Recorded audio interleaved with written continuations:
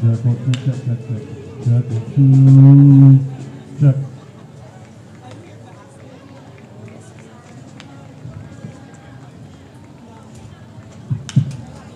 Yep. Yes. Okay, there we go.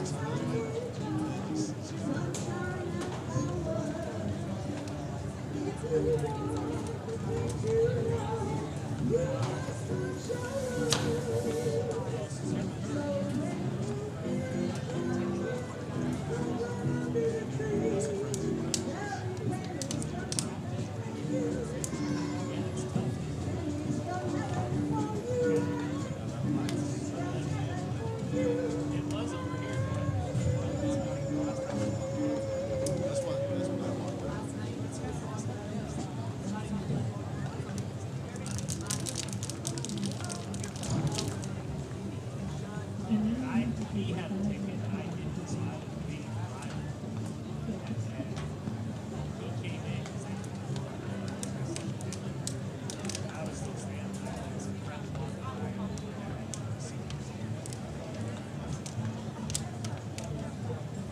Next year,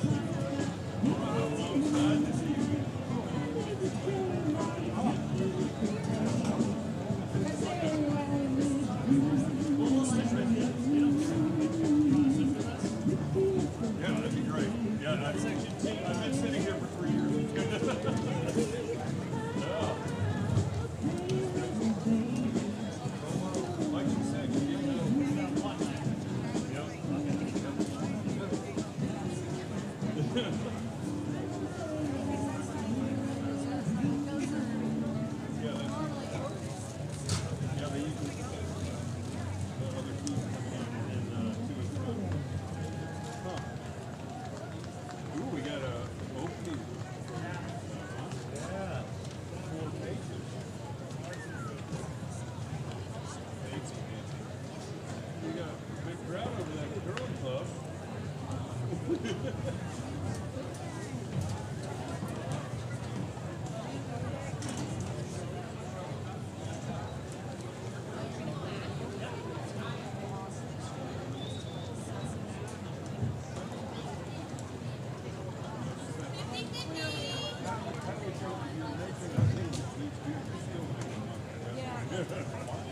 I think you're going to do well.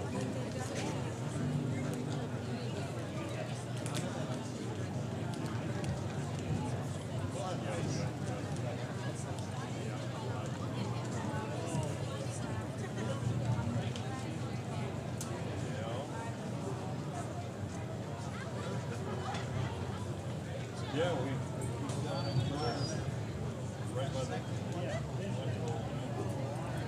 last year we were up there.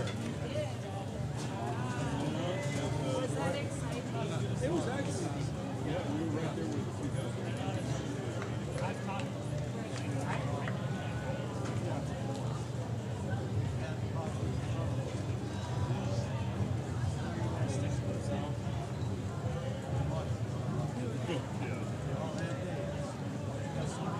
I mean, sometimes it has. I think they have.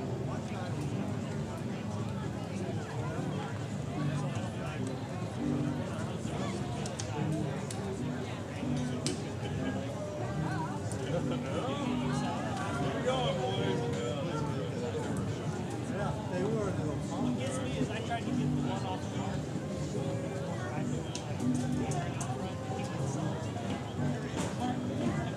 Nobody has ever used it. Ever. But then, yeah, she sneaks out like 2 minutes. At that point, Yeah, I checked online and they said they had go at 6 o'clock.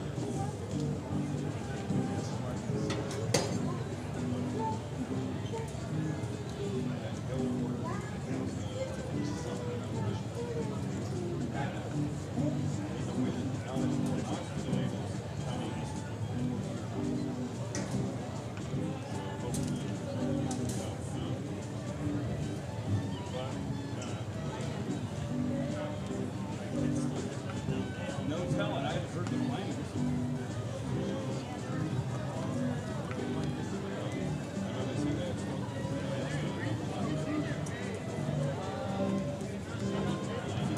coming down on the island. Yeah, it's a little overwhelming. Yeah, it's too much, yeah. It used to be they would only put on 5 acres or more, and then they would put release to make it bigger, like instead of showing you everything on the spot. Well, this is because, yeah, it just didn't really. Yeah, you zoom in on the wall, yeah.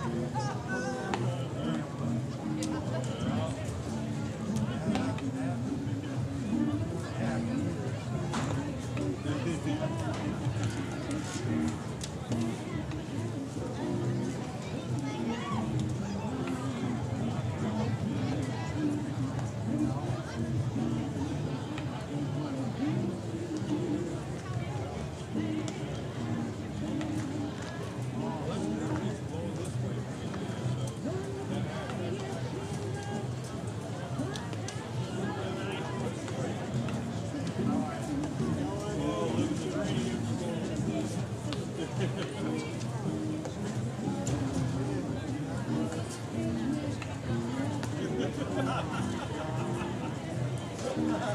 need a beer for my beer travel.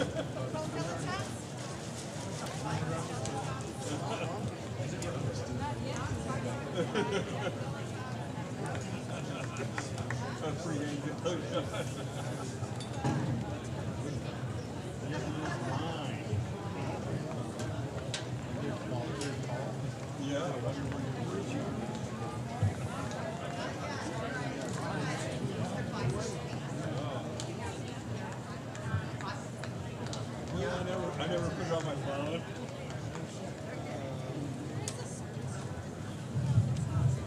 Yeah. Yeah. I would expect that.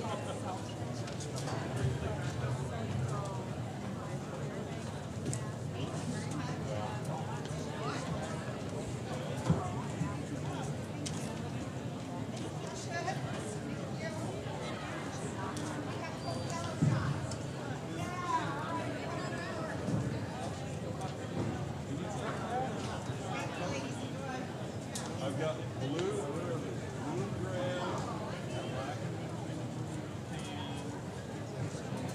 and then we got the golden green.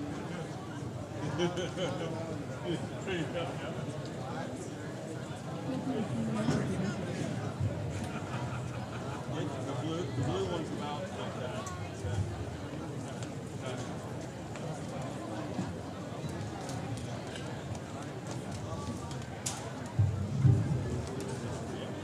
If you wear it, we're in.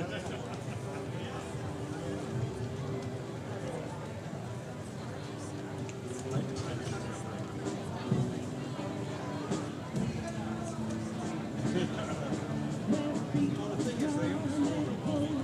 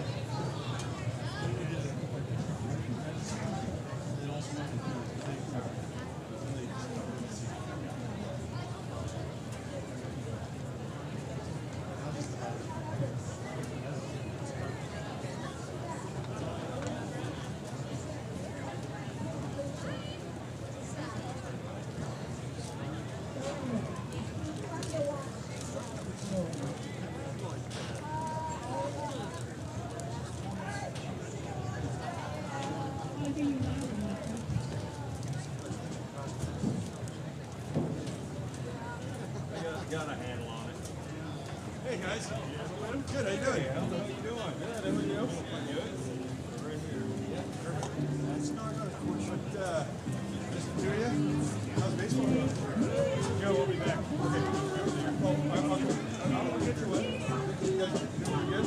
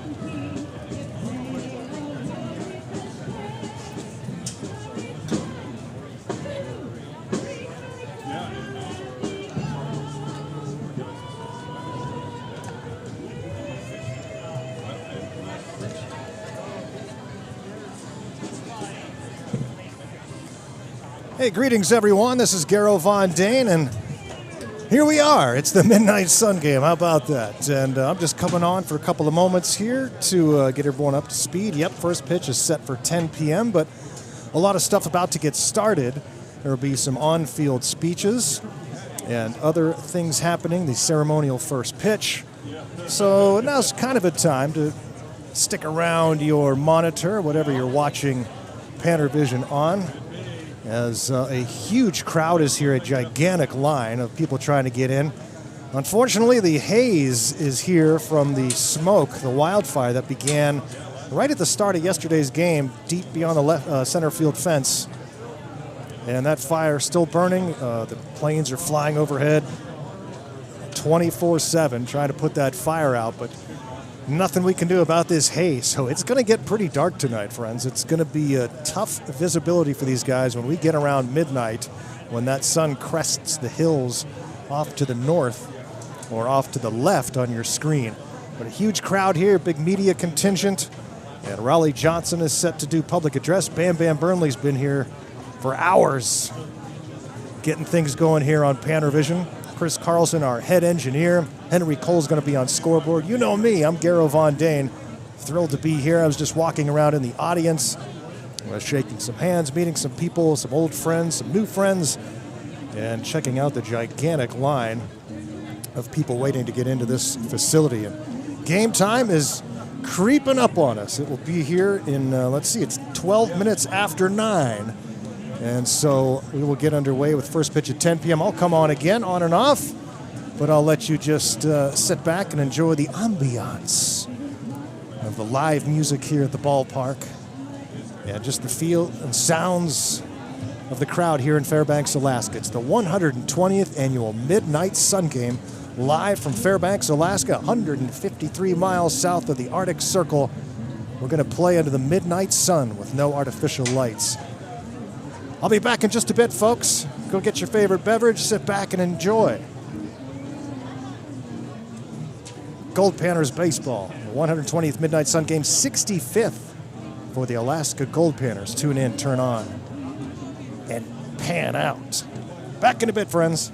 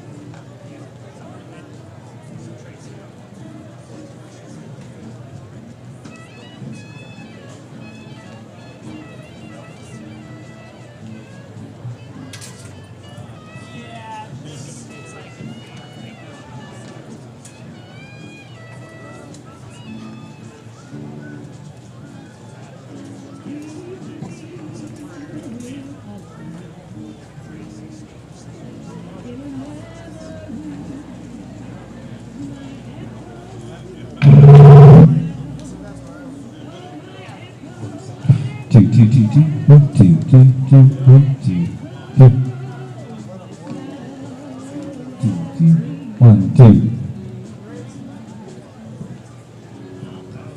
Check, 1, 2, check.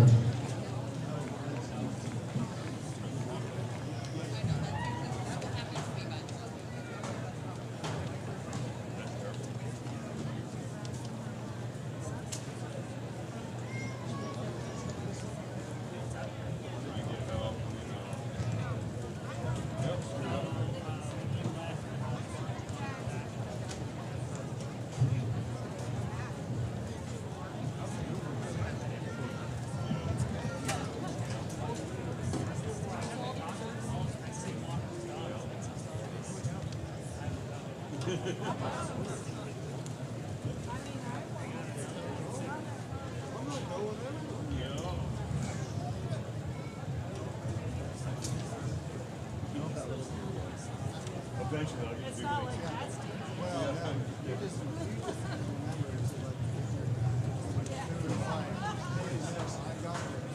Yes, you do. Now I'm going to show you stuff.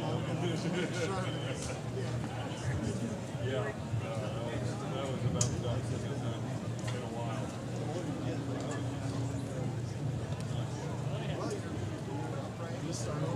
Yeah, yeah, right.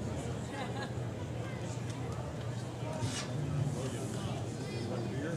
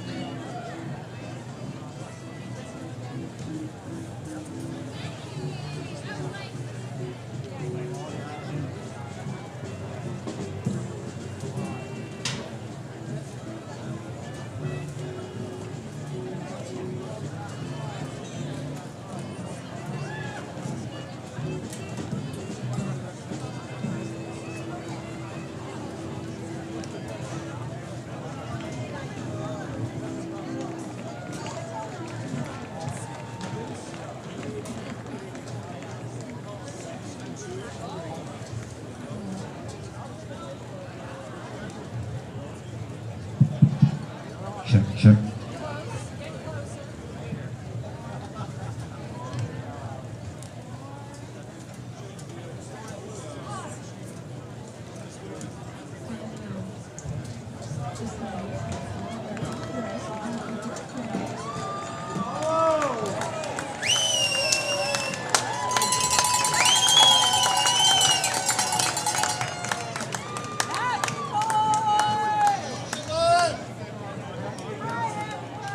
Ladies and gentlemen, please welcome the president of your last Goldpanners, Abe Siddall.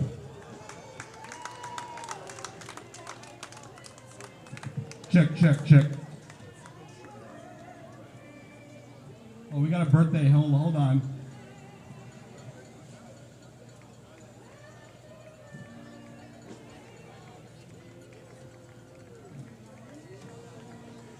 Happy birthday.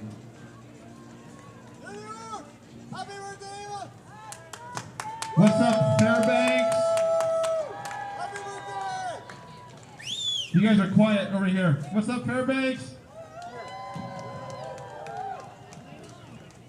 Welcome to the 120th Midnight Sun Game.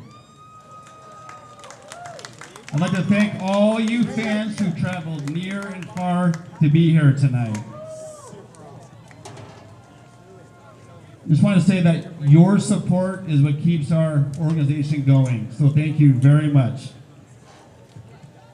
I just wanted to thank some people behind the scenes that keep our organization going. First of all, my wife, Fabian, who is a great woman that lets me be busy and try to get things done around here. So thank you, Fabian. Round of applause for Fabian. Shout out to Raleigh on the PA.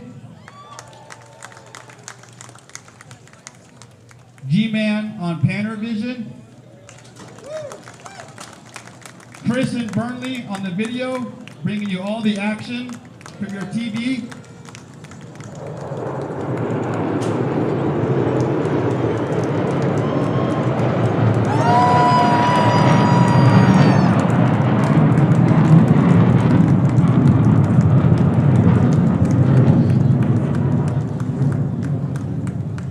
Miranda and Merch, my scoreboard people, Kari, Amanda, Henry, and Shauna, the folks from Frosty Hooters, bringing you all the good food and drinks, the crew up at the ticket booth, thank you to you guys, and a big shout out to the Panner mom, Stacy, who does it all. She's the everything to us and more, so thank you, Stacy, for everything you do. And last but not least, I want to thank John Lorkey for helping get this program back and going. So thank you, John. And thank you, everybody. Let's have fun tonight. Here's John Lorkey.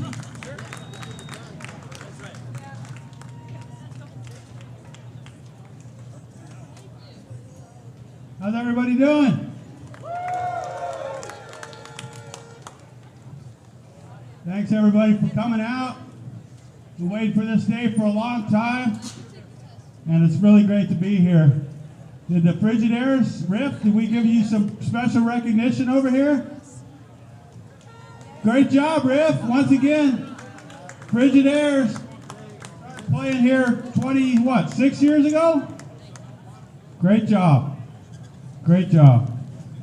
Boy, I know Abe thanked a lot of people. Certainly I need to thank just so much, so many that help. Army brings us the additional seating that we need for this night. We're going to cram a lot of people in here tonight, and we're going to ask you guys to be polite about that, because a lot of you are going to be on top of each other, but that's what we do here in Fairbanks, and we're still going to have a fun night and make it work out just fine. So AEP, 8-Star Event Center, just so many people it goes into making a deal like this, all the help we get up in the press box. So many people that should be out here along with me, but they're so busy they can't get here because they're out at the ticket booth trying to handle the chaos that's taking place out there. People have been standing in line a long time. So we thank them for that. Thank all the security for Miles and Air Force Base. think we must have 25 of you guys out here helping tonight. So let's get a big hand for the military, the Army, and the Air Force, and all those people that help support a night like this.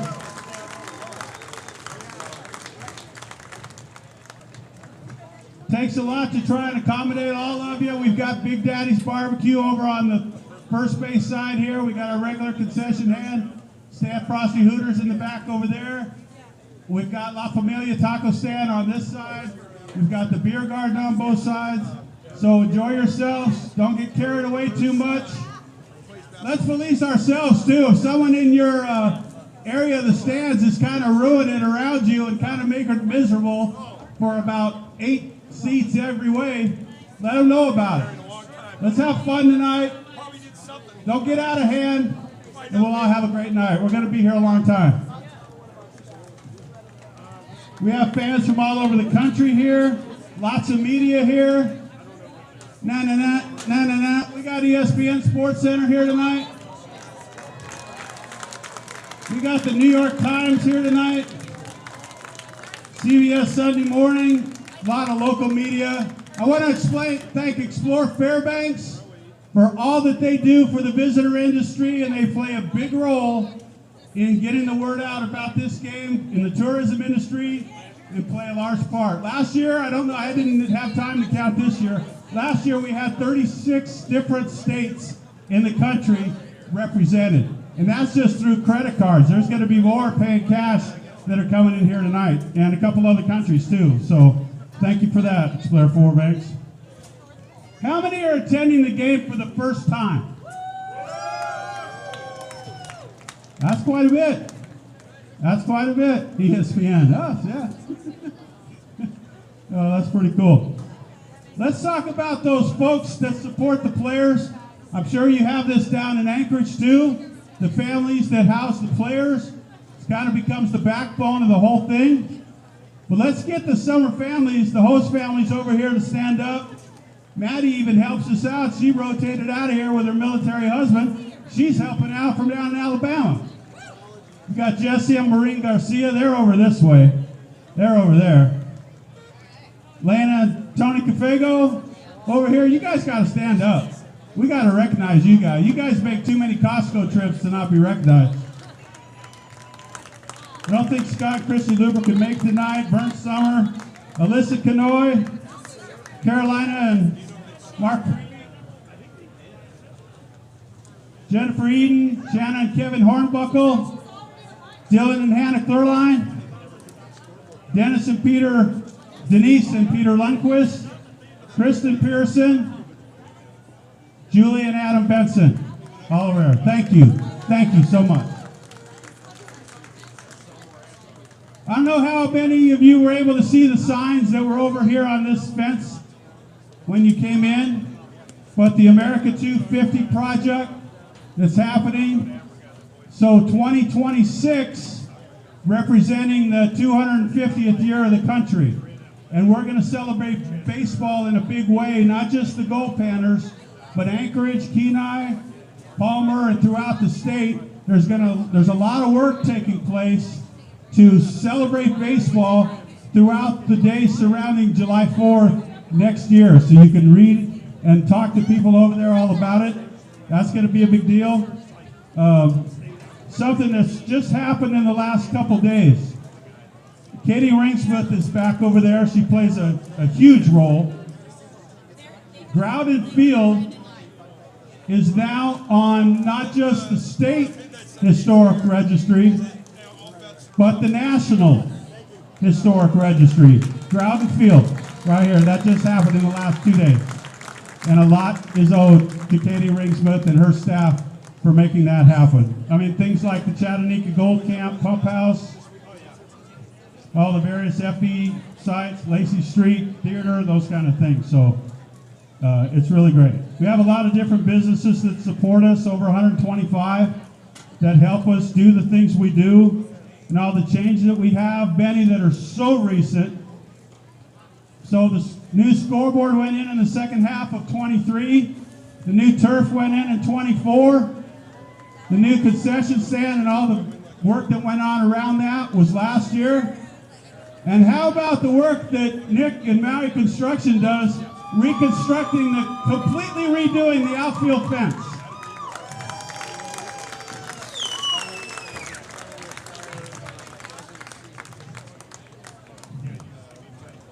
You can't see it from 400 feet, but that was virtually falling apart as we started and got into the latter half of May and said, well, let's just take care of this and get it done. It looks gorgeous. Great job, Nick. Thanks for all you do. We appreciate it.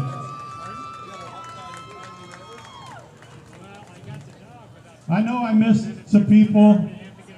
That's the problem when you start thanking people. You always leave people out, but so many people in this organization. Stacy Josie out front, Abe, Bobby, Chris Carlson, John Huff, so many people to help, and thank you so much. Grayson taking over for Danny Missouri, doing a great job. So I want to thank the Glacier Pilots. It's been 10 years since the Glacier Pilots played in Fairbanks. I mean, you talk about the history, the Goldpanners and the Glacier Pilots were the first two semi-pro baseball teams in Alaska. Goldpanners forming in 60, the Pilots formed in 69. Shortly thereafter, the Big West Conference was formed with teams from Humboldt, California, Grand Junction, Colorado, and Bellingham, Washington. That's some travel right there. I'd like to do that, Derek. I'd like to put that travel budget together for the summer. But there's a lot that we could talk about, but this ain't the setting for it of why the Goldpanners play an independent schedule, why we're not in the Alaska League. But I'll tell you what, the guy I'm about to bring out to speak briefly, Derek Foote, the general manager of the Glacier Pilots, he's only been doing this for a year. He was over in Kenai before that. We struck up with conversation at the Scouts Showcase 3-day games we played in the middle of June in Anchorage last year. And I said, Derek, we got to get the Glacier Pilots to Fairbanks. He said, that sounds like a great idea. Let's put it together. Derek Foote with the Glacier Pilots, general manager.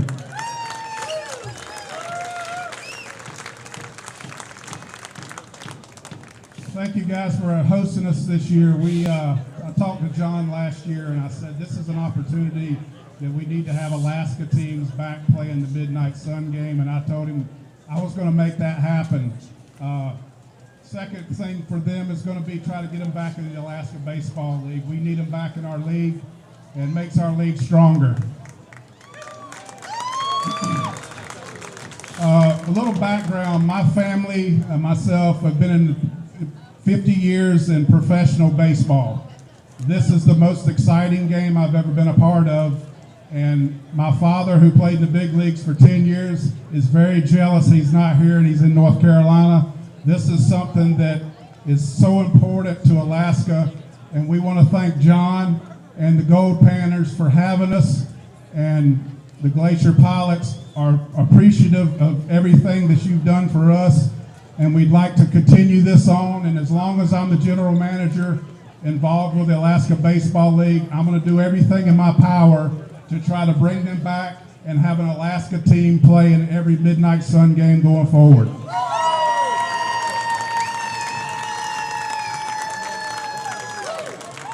Thanks, Derek. He's stealing my thunder. That's good stuff.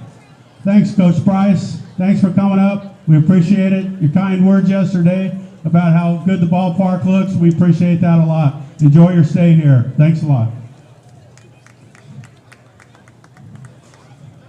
Now I want to bring out a friend of mine who's a state representative representing Eastern Fairbanks and Fort Wainwright. I probably didn't give him enough of a lead in, so he's got a long walk to get here. But Will, are you over there?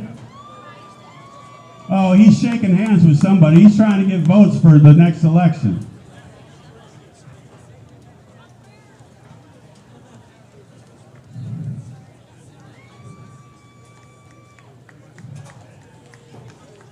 You thought I was going to bring the mic to you, didn't you? Not even close. Oh, we got a contingent here. Go ahead, Will. Well, thank you all for being here at the 120th anniversary of the Midnight Sun Game. Many of you know me. I'm an avid baseball fan here all the time with my kids. But tonight is a very special night. One, because we all know we're going to crush Anchorage tonight, and that's always fun. And secondly, as the general manager so illustriously said, this is a historic game. It's the 120th anniversary. On behalf of myself, Representative Prox from North Pole, Representative Tomaszewski from Fairbanks, and Senator Scott Kawasaki from Fairbanks, we are proud to present this citation on behalf of the Alaska State Legislature honoring the 120th anniversary of the Midnight Sun Game and what will most certainly be our crushing win over our Anchorage rivals.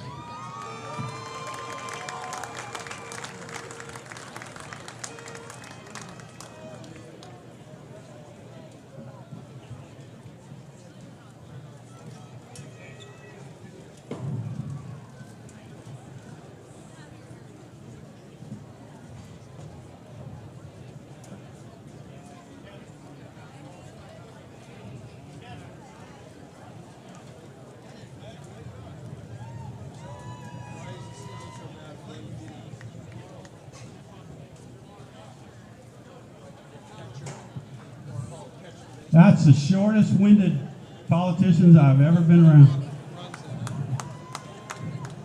That was amazing. But we're going to bring out another one.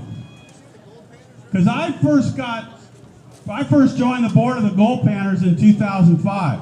I first came to Alaska with a team called the North Pole Knicks in 1980. Who remembers the North Pole Knicks? We got a lot of other old people besides me here too. But people start talking about the rivalry, the 70s, the battles, the betting $100 in the stands during the pipeline days on whether something was going to be a ball or a strike, and the crazy things that used to happen here. Well, I can't speak about that because I wasn't here, but I know someone that can, and I'm going to bring him out right here. He's a box seat holder for the Goldpanners, so he's got to be a good guy. Let me bring out the mayor of Fairbanks. Boy, we got to get the VIP section closer to the home plate, don't we, Mayor?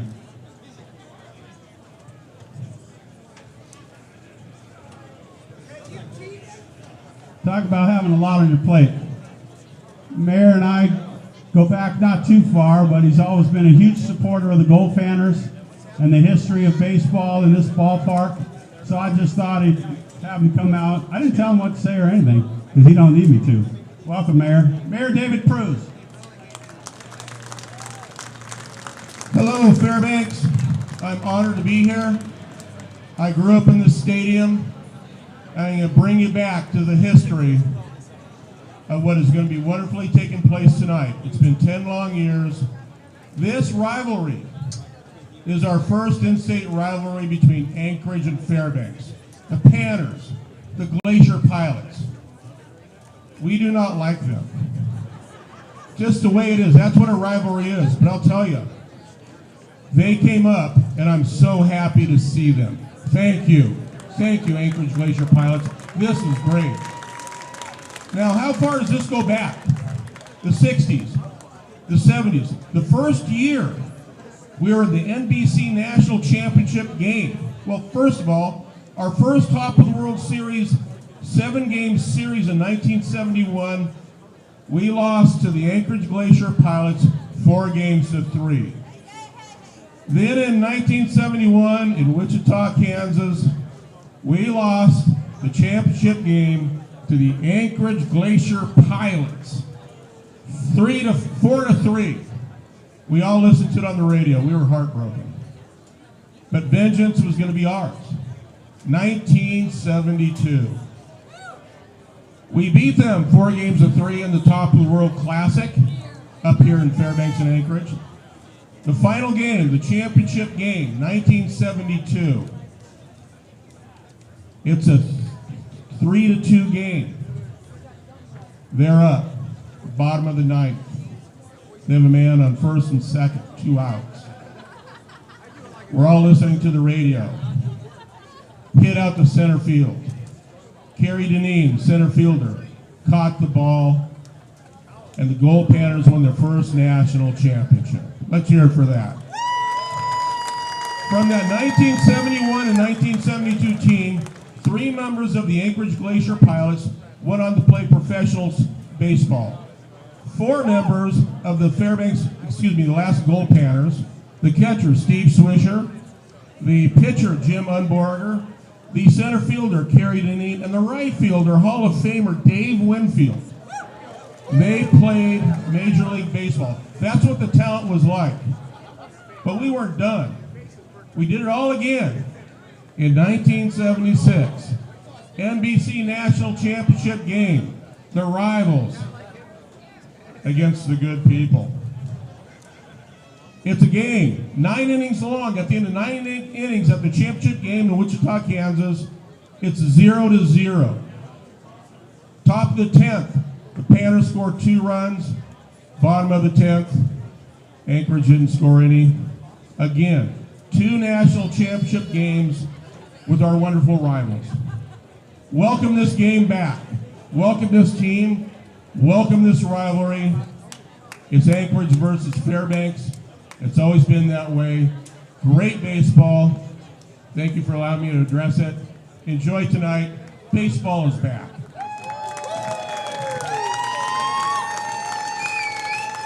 Thanks, Mayor. All right, we're getting close. I think people want to stop listening to people that can't get a base hit or throw a baseball if they try it anymore. You guys want to watch the real thing.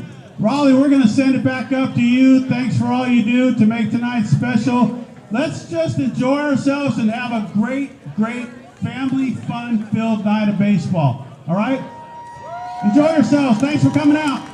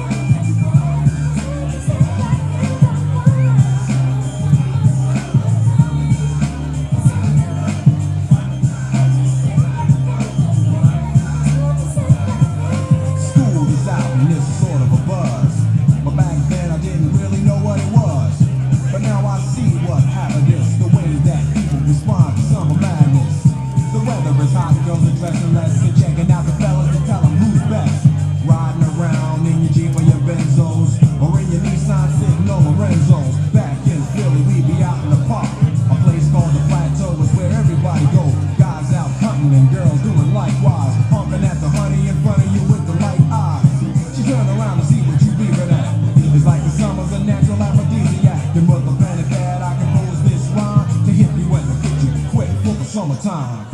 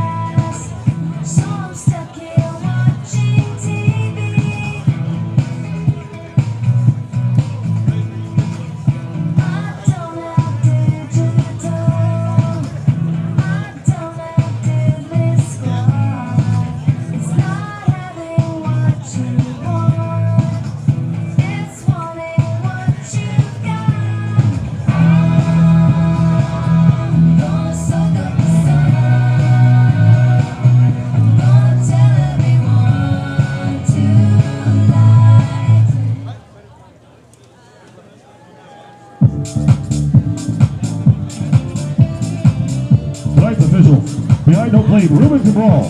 First base, San Angelo. Second base, Luis Alvarado. And at third base, Xander Miller.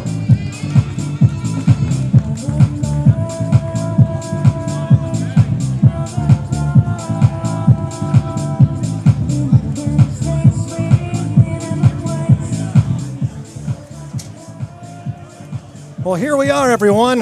The 120th annual Midnight Sun Game is finally upon us. We are live from Fairbanks, Alaska, on the longest day of the year. It's the solstice here in Fairbanks, and the Goldpanners continuing their annual tradition since 1960, when they picked up the tradition of the Midnight Sun Game and taking on the old rivals from the Alaska Baseball League, the Anchorage Glacier Pilots. Garo Von Dane here live. So happy to be with you here for this Midnight Sun Game. Bam Bam Burnley on controls. Our head engineer is Chris Carlson. Raleigh Johnson on public address. Your umpires for tonight's game. At home plate, it's Ruben Cabral. At first base, Dan Angelo. The second base umpire, Luis Alvarado. And at third base, it's Xander Miller. Those are your umpires for tonight's Midnight Sun Game. And we had some speeches from President Abe Siddall and General Manager John Lorkey. The coaches are out exchanging the lineups right now at home plate, and we are moments away from the start of tonight's Midnight Sun Game. The Alaska Goldpanners come in with a record of 8 wins and 3 losses. The Anchorage Glacier Pilots are 3-5 on the young season. They played last night, a little warm-up for tonight's game. The Goldpanners winning 5-1. And tonight, the big one, as the Goldpanners and Pilots renew acquaintances. Goldpanners have played the Pilots more than any other team in their history. This is the 407th meeting between these two, but the first time here in Fairbanks in 10 years, because the Goldpanners are not in the Alaska Baseball League. They are an independent team. The Pilots continue in the ABL. Huge crowd here at Growden Memorial Park. More people still in line outside waiting to get in, and we are going to be packed here tonight. And let's turn it over to Raleigh Johnson, our public address man. Beautiful Fairbanks, Alaska, for tonight's 120th Midnight Sun Game.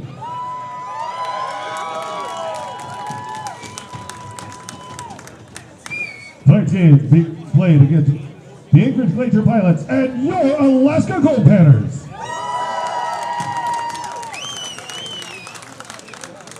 At this time, let's meet the starting lineup for the Anchorage Glacier Pilots.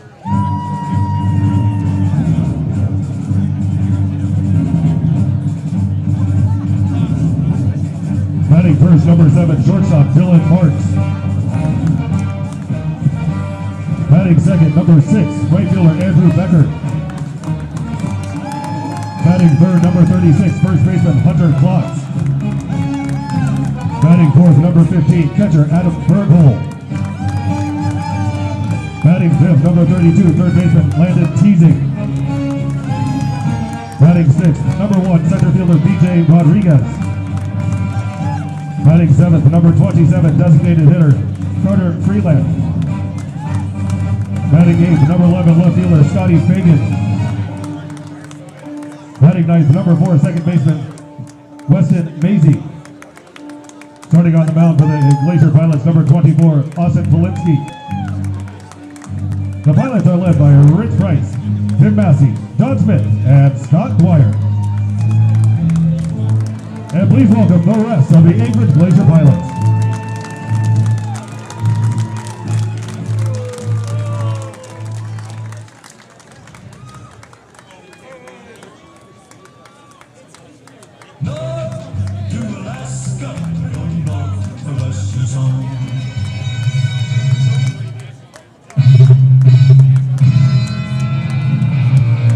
Now let's meet the starters for your Alaska Goldpanners.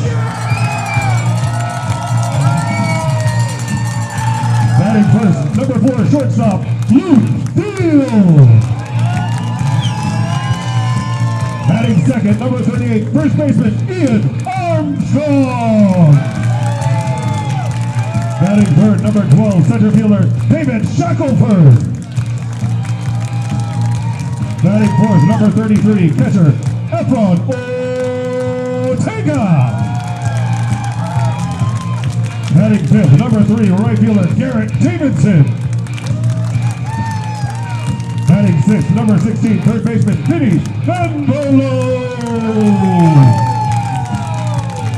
Batting seventh, number 7, left fielder Evan Rebecki.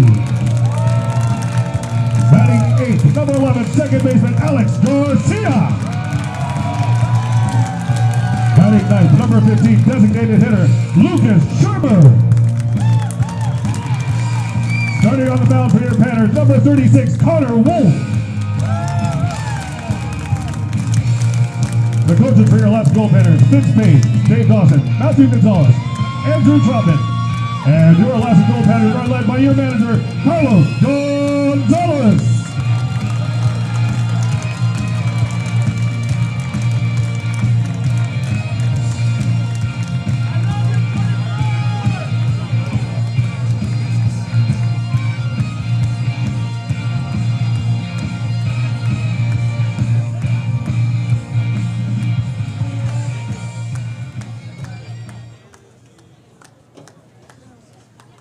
At this time, we ask that you please rise and remove your hats in honor of America with a presentation of colors.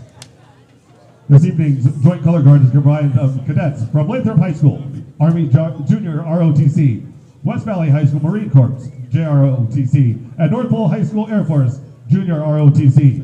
Each program is under the direction of a senior officer, United States Army Lieutenant Colonel Pete Bonin.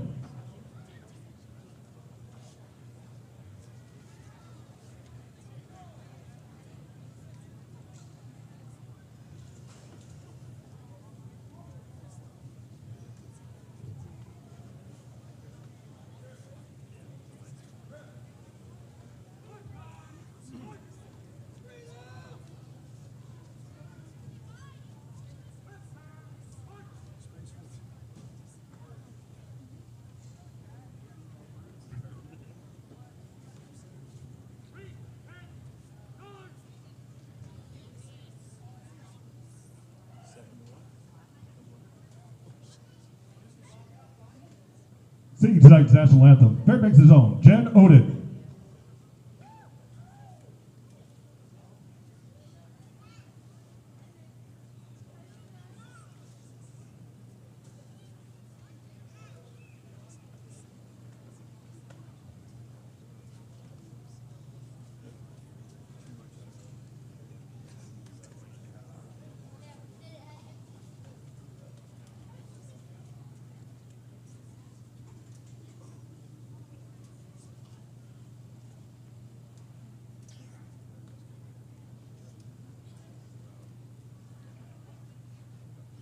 Oh, say, can you see by the dawn's early light what so proudly we hailed at the twilight's last gleaming, whose broad stripes and bright stars through the perilous fight o'er the ramparts we watched were so gallantly streaming, and the rockets' red glare, the bombs bursting in air, gave proof through the night that our flag was still there. Oh, say does that star-spangled banner yet wave o'er the land of the free and the home of the brave?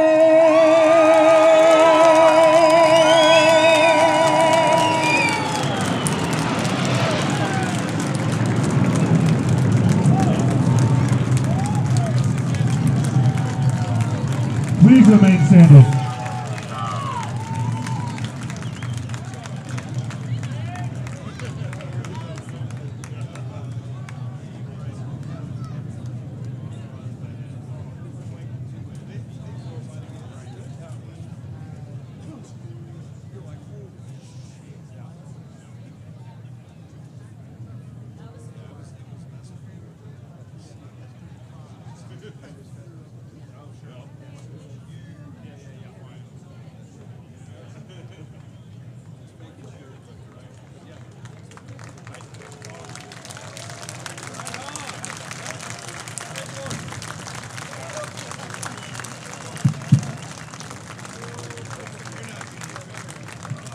Thank you.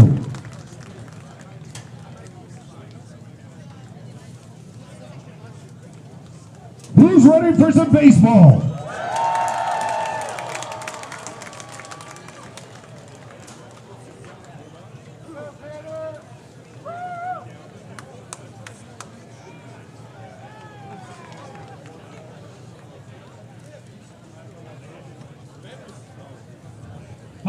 Years, 120 years uninterrupted.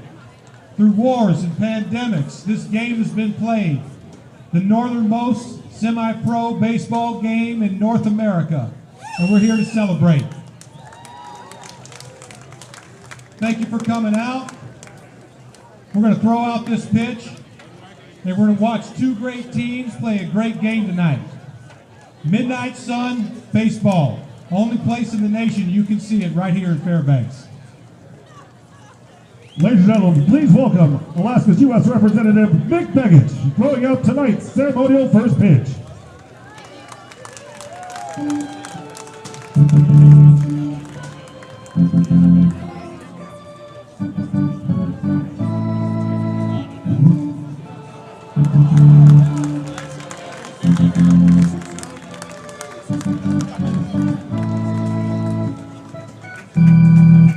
Let's play some baseball, everyone. It's time for the 120th Midnight Sun Game, live from Fairbanks, Alaska, 153 miles from the Arctic Circle, on the longest day of the year. It's the solstice, everyone, the biggest holiday in Alaska. Putting up now for your Panners, number 36, Connor Wolf. And this event has taken place without fail for 120 consecutive years here in Fairbanks. A tradition like none other, the Midnight Sun Game. We will play right through midnight without the aid of any artificial lighting, as it's always been done here in Fairbanks in this tradition.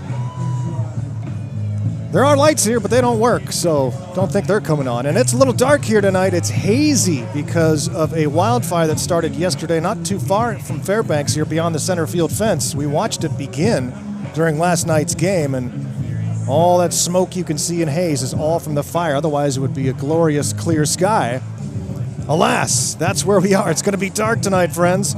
Getting loose on the hill for the Goldpanners, getting the honor to start this Midnight Sun Game, is the 6'3" right-hander from Central Missouri, Connor Wolf. Connor Wolf from Tipton, Missouri, starting the Midnight Sun Game. He will face off against Austin Polinsky for the Anchorage Glacier Pilots, a 6'2" right-handed freshman from Pepperdine. And that's your matchup. Head coach Carlos Gonzalez deciding on Connor Wolf to start tonight's game. He has thrown 4 innings this summer, given up just 1 run on 4 hits. This is his 3rd appearance and first start. Connor did not pitch this year at Central Missouri, had 3 excellent years, and then had an injury that kept him out this season. And he is ready to go here tonight, probably trying to calm the nerves as we get started for this Midnight Sun Game. What a beautiful national anthem from Jen Oden and the flyover of the F-35s. And we're ready to go here as the Glacier Pilots will send Dylan Marks to the plate to lead off this ball game. And here we are. Finally game time. It's been a long wait, but we've made it, friends. We've made it together. And at 1 minute past 10 locally, the first pitch is called a strike to Dylan Marks, the shortstop for the Pilots. He'll be followed by Andrew Becker. Hunter Klotz in the 3 spot. Adam Bergholz will bat cleanup. Landon Teasing in the 5 spot.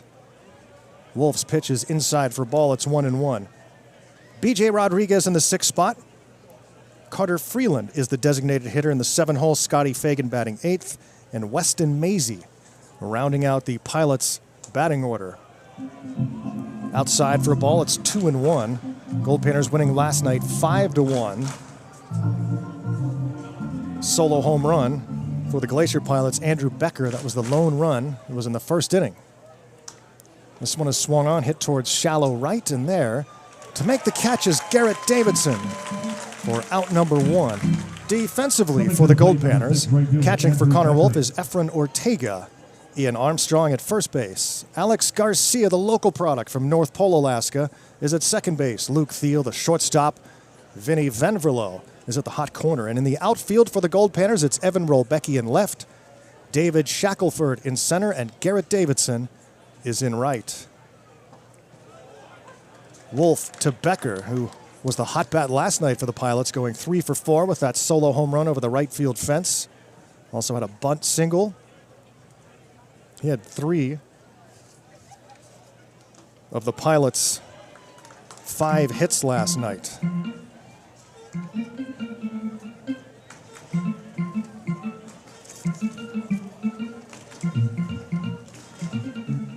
Becker with 1 out and the base is empty. Garrow Von Dane live here at Growden.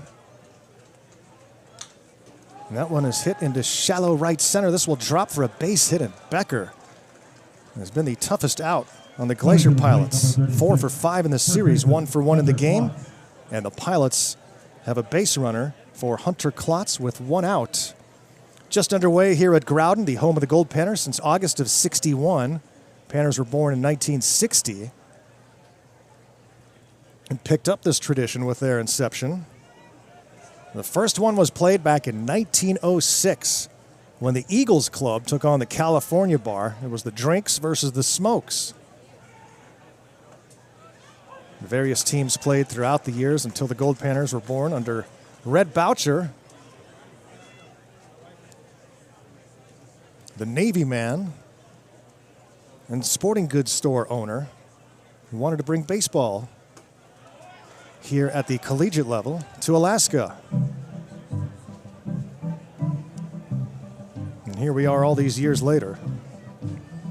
Hunter Klotz with a 1-ball, 1-strike count against Connor Wolf. Top of the first inning, runner takes off from first. It's lifted high into left field, drifting back towards the warning track as Rolbecki will make the catch, and the runner will return to first. That ball just kept carrying a long way off the bat of Klotz, and that brings up Adam Berghole. Adam Berghole. Pilots catcher. These two teams used to play a bunch of times every year when they were in the ABL together. They were the first 2 teams in Alaska. The Goldpanners were first, and then the Panners got together with some people in Anchorage and formed the Glacier Pilots to have an in-state opponent. That was in 1969. And those 2 teams went on a gigantic run of success, dominating summer ball. Pilots winning 5 NBC titles, the Goldpanners with 6 national championships. The 1-ball pitch to Berghole, in for a strike.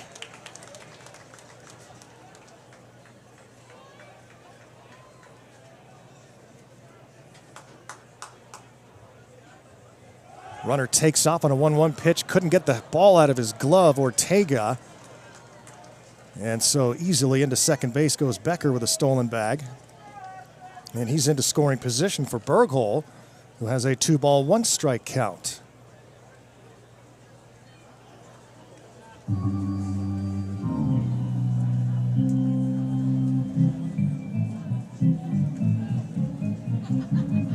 Berghole, junior from Dallas Baptist, Minnesota native, trying to bring in the first run of the game. Here's the 2-1 delivery. It's popped up, foul territory. Is there room to make a play for Ortega? No, it finds the stands. Check out the new Goldpanner unis unveiled tonight. The pinstripes. They're looking sharp. Panners on the field in the navy blue with pinstripes and gray pants. The red caps with the star and 49. The Glacier Pilots in blue. Blue and gray. Here's the 2-2 to Berghole. Off-speed pitch, he holds up. And the count goes full to Berghole with Landon teasing on deck. Berghole 0 for 3 yesterday with a walk. And here's the payoff pitch. Long look at the signs from Wolf.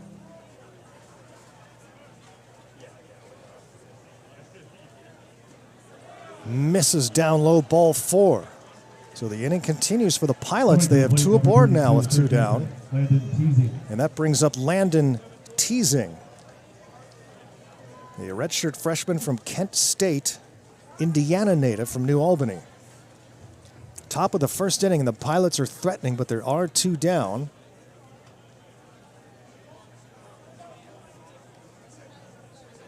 And Landon Teasing digs in. 1 for 4 yesterday with an infield hit.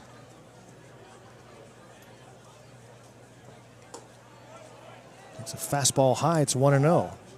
Already the crowd a little restless. Wolf just has to take care of Teasing. Rodriguez on deck for the Pilots. And the 1-0 is inside 2-0. Wolf trying to get himself settled. It's a long wait for this game. These guys are not used to playing at 10 o'clock at night. Sometimes it takes a little bit for the pitcher to settle in. Here's the 2-0.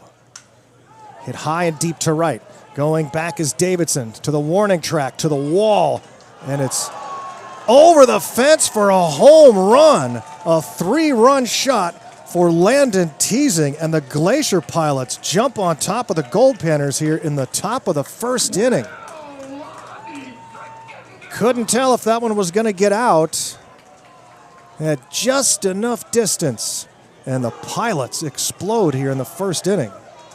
And Connor Wolf now tries to reset himself after giving out the 2-out, 3-run home run.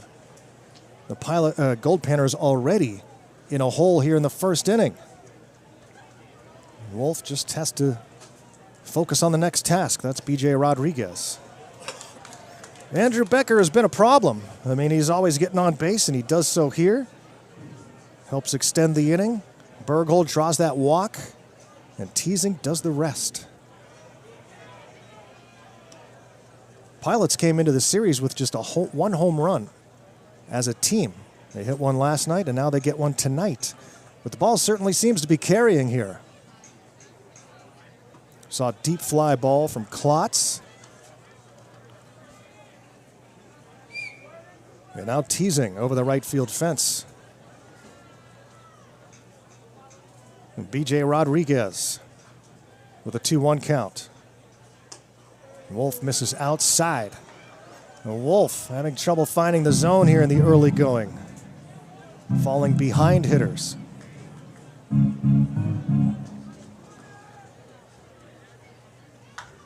Ripped foul. A big reason for Coach Gonzalez deciding on Connor Wolf to start this game was his mental makeup. Now, he was the guy to pitch in an environment like this. And it's popped up. Foul territory, left field side. This one is going to get out of play. Once those extra stands here in place for this game. In a long top of the first inning. B.J. Rodriguez will stand back in with a 3-ball, 2-strike count.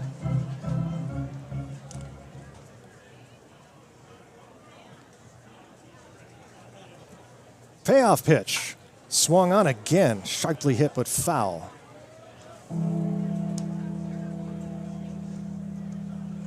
Connor Wolf trying to end this long top of the first inning. It's a hot night here in Fairbanks. Temperatures in the 80s today. 3-2 is upstairs for ball 4. Second walk of the inning. Coming to the plate, number 27. And here comes pitching coach Vince Payne already in the first inning, a visit to the mound. Vince Payne, pitching coach, former Pittsburgh Pirates farmhand, 2010 draft pick. The Goldpanners are led by field manager Carlos Gonzalez in his second year out of Cyprus. Second year as a head coach, third year as a coach here in Fairbanks. Dave Dawson is an assistant coach. He will coach third base tonight.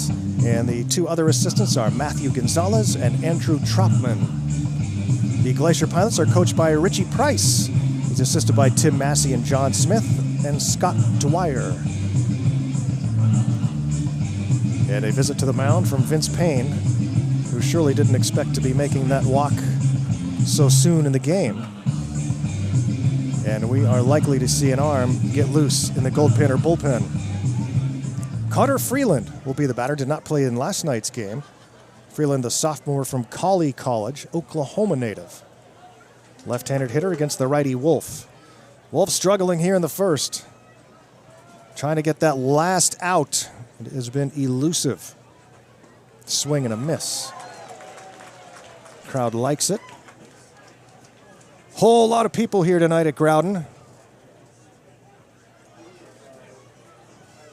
3,000 or so. And the Pilots spoiling the fun here in the early going. And it's fouled off 0-2.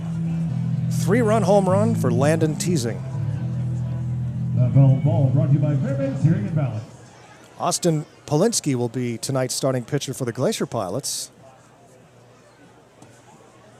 But now he's having to wait a while after getting loose.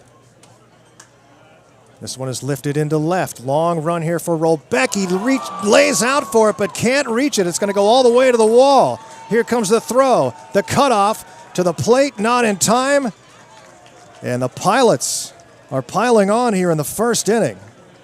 An RBI double for Freeland. And Wolf just cannot get out of this first inning. And now Carlos Gonzalez with decisions to make as he stands atop the Goldpanner dugout.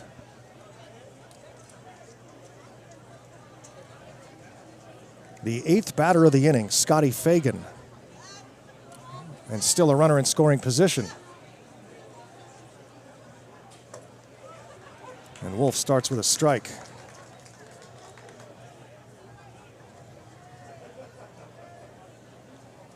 Fagan from Hutchinson College out of Kansas City, Missouri.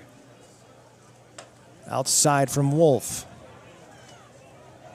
The Glacier Pilots with 4 runs here in the first inning after being held to just 1 run a night ago. The 1-1. Chopped foul, it's 1-2. And again, he's 1 strike away from getting rid of the Pilots here in the first. Yeah, you can get involved in the YouTube chat. Should be a busy one tonight. Swing and a miss. Fagan strikes out in the first inning. Finally comes to a close, but a rough one for Wolf and the Panners. The Pilots played 4 in the top of the first inning.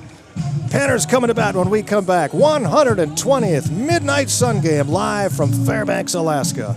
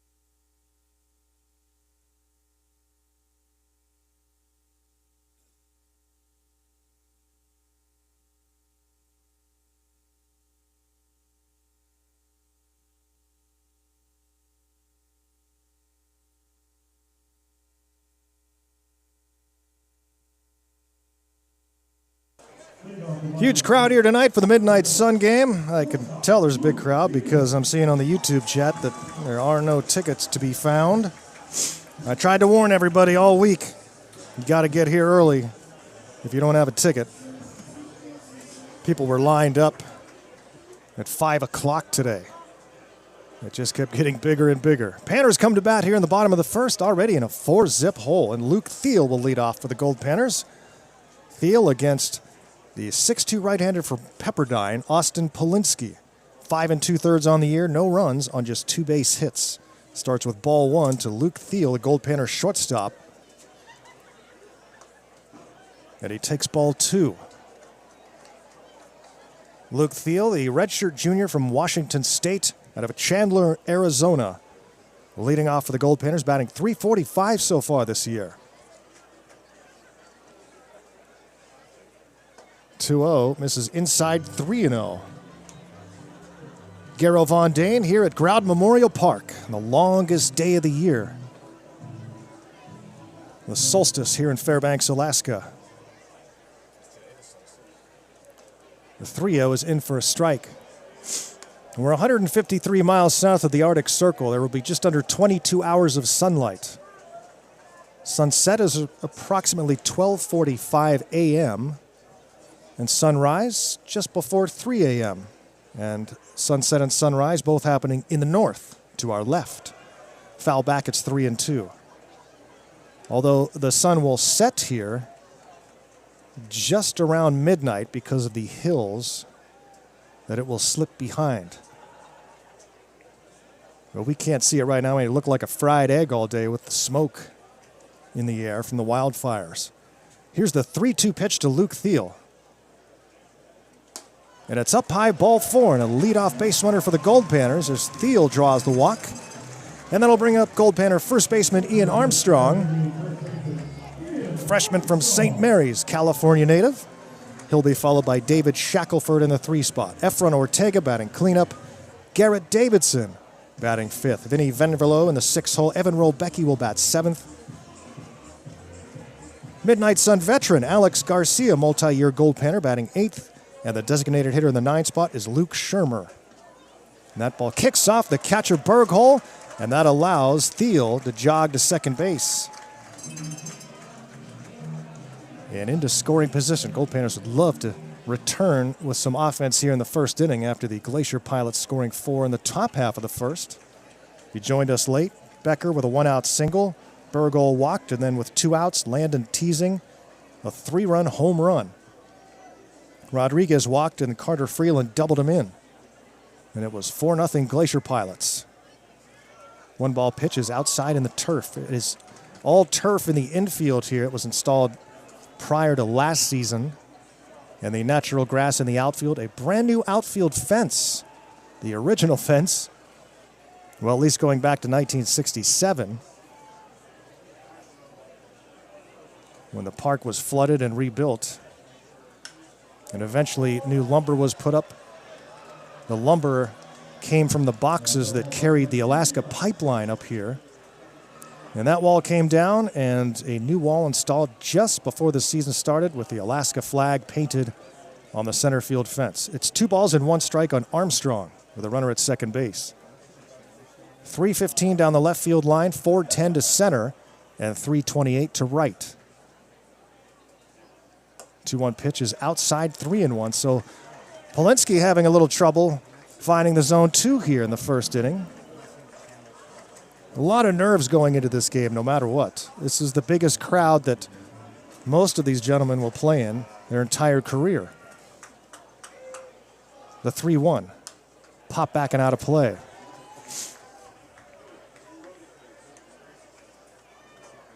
The incredible flyover, the F-35s before the game during the national anthem.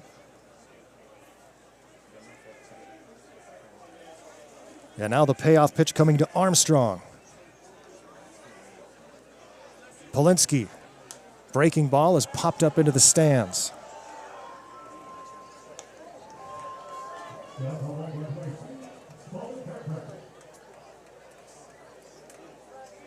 The Goldpanners have done very well in Midnight Sun games over the years, have won 50 and lost just 14. This one is chopped towards third. Runner stays put at second, throw to first in time. Oh, Armstrong finally retired. Thiel stays at second base.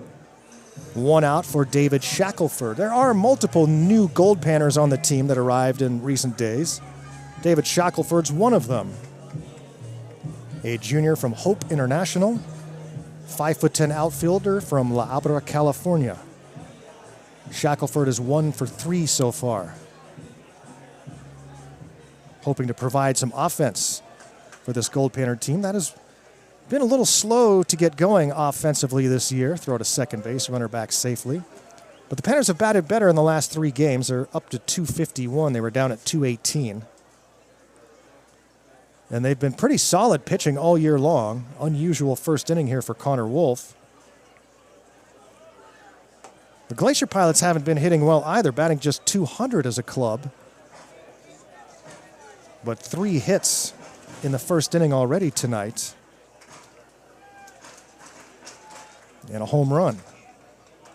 Here's the 1-strike pitch to Shackelford. And he rolls one back to the mound. Runner again has to stay put at second base. Shackelford is out. 1-3. And that brings up Efren Ortega in the cleanup spot. Panners have been slow to get started offensively in games, too. Didn't have a hit the first 3 innings yesterday. Would like to get some runs early in the game, especially now, already being in a 4-run hole. And you want to be ahead in this game because it gets darker and darker as the game wears on. It gets harder to see that baseball. And here's Ortega, the runner at second. Way outside for a ball. It's 1-0. Efren Ortega, Goldpanner catcher, batting .273 this year. Freshman from Long Beach State.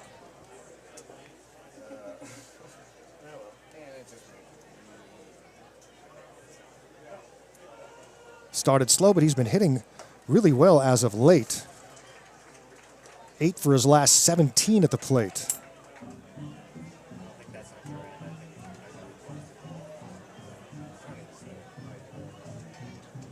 The first Goldpanner Midnight Sun game in 1960 was an 11-0 win over the Fairbanks Pioneers.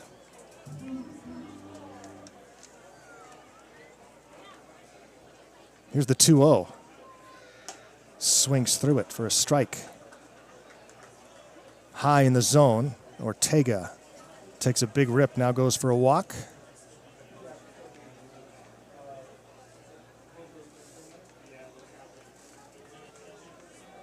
Austin Polinsky trying to put up a 0 here in the first. Here's the 2-1. Fastball in for a strike. It's 2-2. Ortega the batter with Davidson in the on-deck circle.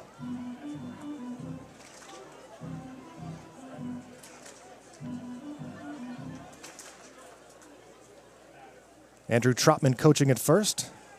Dave Dawson at third. This one is hit towards the gap in left center, but it's hanging up in the air. And the center fielder, Rodriguez, will get there to make the catch. Down go the Goldpanners here in the first. No runs, no hits, 1 left on. After 1, it's the Glacier Pilots 4, Goldpanners nothing. It's the Midnight Sun game, everyone.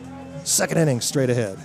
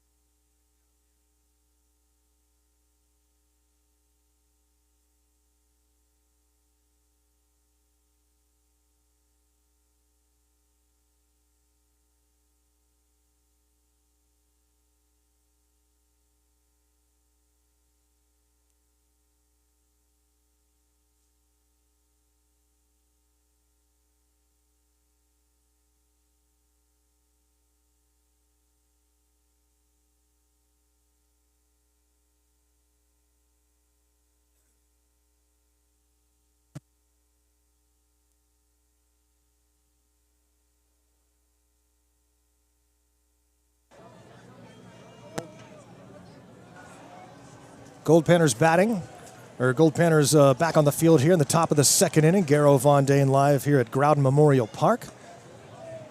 The Midnight Sun Game, 120th annual edition. The World Series is only 3 years older than the Midnight Sun Game. This one's foul back and out of play on a one-ball pitch. Lands on the top of the press box. Weston Maisie, the batter. A freshman from WVU. Back in my neck of the woods, Morgantown, West Virginia. Fouls another one out of play. His dad coached at WVU. Here's in attendance. The foul ball brought to you by Foundation Health Partners, Orthopedic and Spine. Maisie, base hit to left. And leads off the second inning with a single. And here come the Pilots again.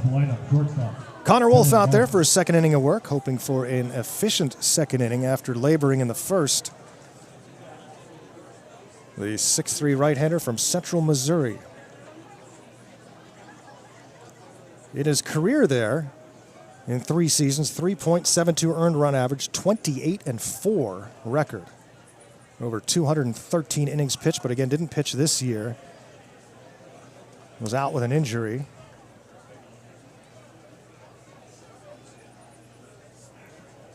Getting the signs is Dylan Marks.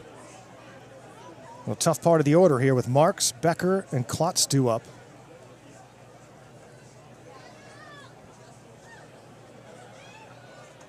Good pitch, in for a strike. It's 0-2. And now third baseman Venverlo retreats to normal depth. Not concerned with the sacrifice bunt. In for strike 3. 3-pitch strikeout of Marks. A big first out before Andrew Becker comes to the plate. Freshman from Cal State Northridge, a thorn in the side of the Panners this week. He's 4 for 5 in the series.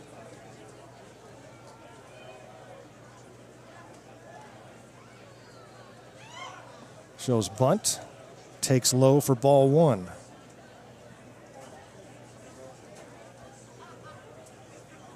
Goldpanners trailing 4-0 here, top of the second inning. Garrow Von Dane with you live. Remember, you can follow the Goldpanners on the social media sites. Our photographers are here.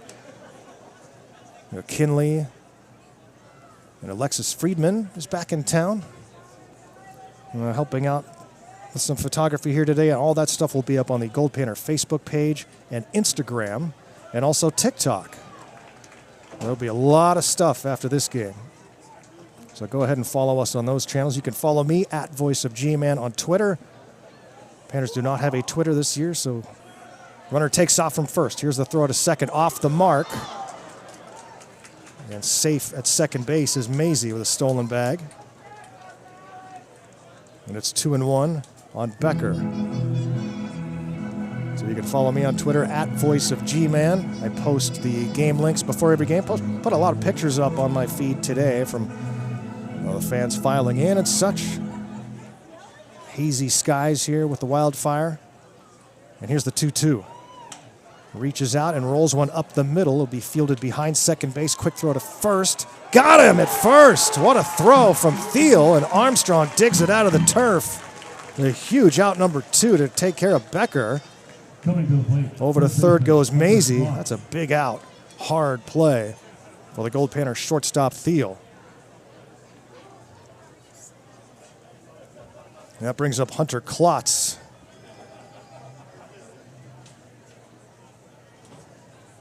Klotz, a .250 hitter on the year.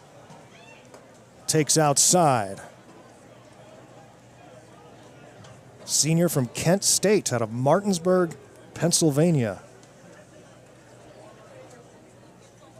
Runner at third with 2 down. Here's the 1-ball pitch. Swung on, lifted into shallow left. Tough one here. And no one's going to get to it as Rolbecki lays out again. He's had a couple just out of his reach, and Klotz drives in another Pilots run. A little bloop to shallow left. Brings in Maisie, and it's 5-0 Pilots. And here comes head coach Carlos Gonzalez, and that is going to be it for Connor Wolf. Pitching change coming up at Growden. It's 5-0 Pilots here in the second.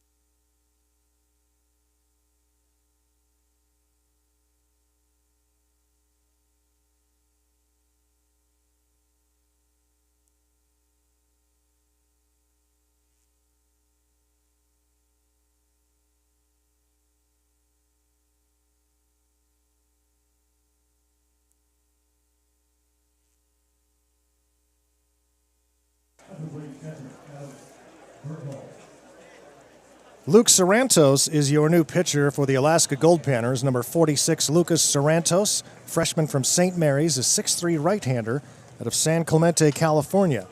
And the first pitch to Burgle is popped high over the seats. And over our beer garden there, the patio, you see the big crowd enjoying tonight's Midnight Sun game. So Connor Wolf departs after just an inning and 2/3. He just couldn't find his comfort zone tonight. The Panners will have to battle back, but plenty of time to do so. We're only in the second inning here, but the Pilots have been red hot. Already 5 base hits and 5 runs. Couple of walks. Those batters both ended up scoring. Walks hurt you bad in summer baseball. Here's the 0-2 from Sarantos. And it's just up and in on Burgle, who walked and scored in the first inning.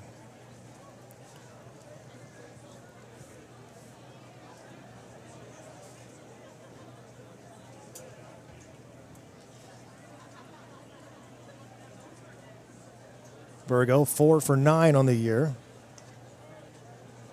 Landon Teasing is on deck.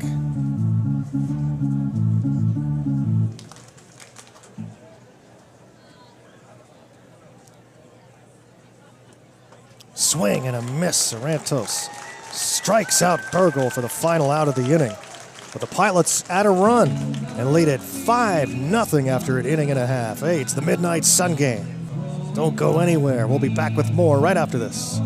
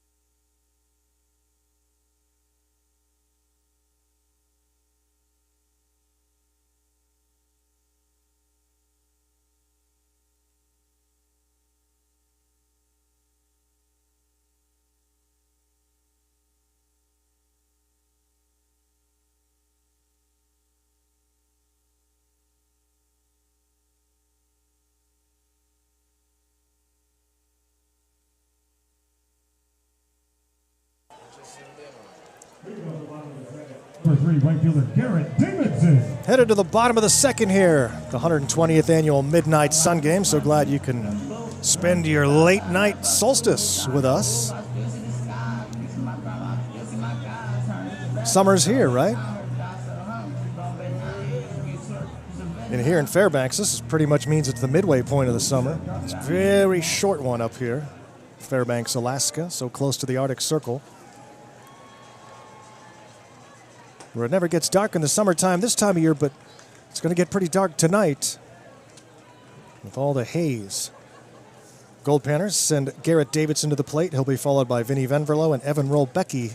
Second inning of work for Austin Polinsky, the right-hander from Pepperdine. He starts with 2 balls and no strikes.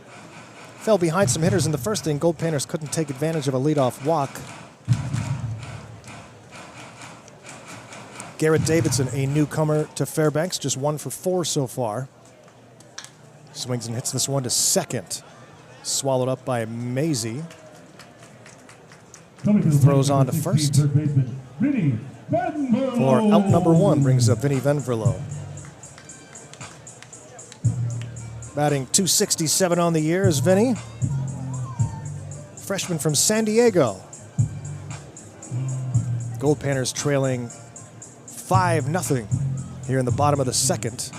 Certainly quieted the crowd a little bit. Now waiting for something to cheer for. Pops this one back and over the crowd. Yeah, they were lined up really early this afternoon. That line just kept growing and growing. There were only a few tickets made available tonight, and those went very quickly. Up the middle and through. A base hit for Venverlo. First Goldpanner hit of the night. Now batting number 7 left fielder Evan Rolbecki. Brings up Evan Rolbecki. Goldpanner outfielder in left tonight. Junior from Hawaii. Had a grand slam home run earlier this season, but still struggling at the plate overall, just 162. But he's shown some pop in that bat. Swings and hits this one, foul. Very close. The third base bag. Awful tough to tell from where we're sitting. Third base umpire Xander Miller right there.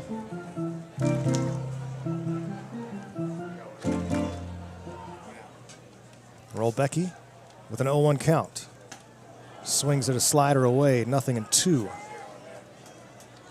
Runner at first base with 1 out. Bottom 2.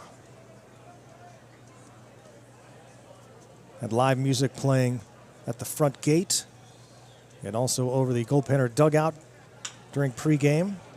Grounded towards third. Throw to second for 1, on to first, not in time there. So the inning will continue with 2 down now. Rolbecki on the fielder's choice. Safe at first brings up Alex Garcia. Goldpanner from nearby North Pole. He's played in a bunch of Midnight Sun games. Played collegiately at Butte College in Chico, California, and also Kansas Wesleyan. Just finished up his collegiate career. He's had a good summer so far for Fairbanks, batting .357. Of course, a hometown hero and quite possibly the best position player, best homegrown position player in Goldpanner history. Here's the 0-1.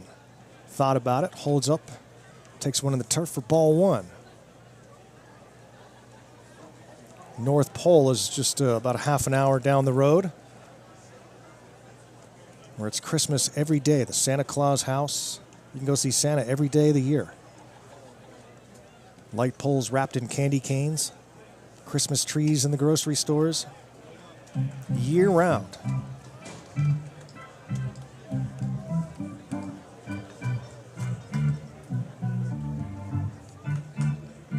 Garcia batting here with a runner at first and 2 down. 2-1 pitch is down low. Runner takes off for second, and Robecki's safe. He slides under the tag. The ball bounced to the second baseman, Maisie. And so he had to field it and then snap the glove down, and Robecki just barely gets in there. And it's 2-1 on Garcia. Now he's got a chance to get the first Goldpanner run of the game. 2 down and a 2-1 count. Garcia hits one to the left side. Backhanded stop by Marks. Throws on the money. Take care of the speedy Garcia and the Goldpanners here in the second. No runs, 1 hit, 1 left on. We've played 2 complete here at the Midnight Sun game. It's 5-0 Glacier Pilots.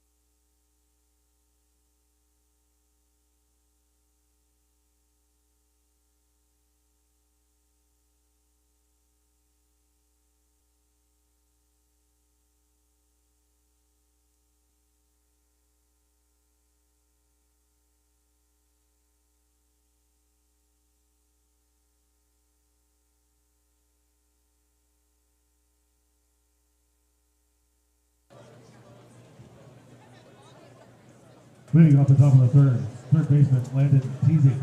Garrow Von Dane here in Fairbanks, Alaska for the Midnight Sun game, 120th annual edition, 65th for the Alaska Goldpanners. They've played it every year since 1960, except for during the pandemic in 2020, when the Men's League All-Stars and Eielson Air Force Base played the Midnight Sun game to keep the tradition going. 5-0 Glacier Pilots here in the top of the third. Lucas Sarantos, second inning of work in relief of Connor Wolf, who had troubles tonight. Departs after an inning and 2/3. Sarantos facing Landon Teasing. It's a swing and a miss. It's 1-1. Sarantos on the year, 5 1/3. 4 runs, 7 strikeouts, 3 walks. Struck out the only batter he faced in the second inning. And the right-hander delivers a 1-1. Did he go around? On appeal, they say no. Teasing, Rodriguez, and Freeland due up for the Glacier Pilots.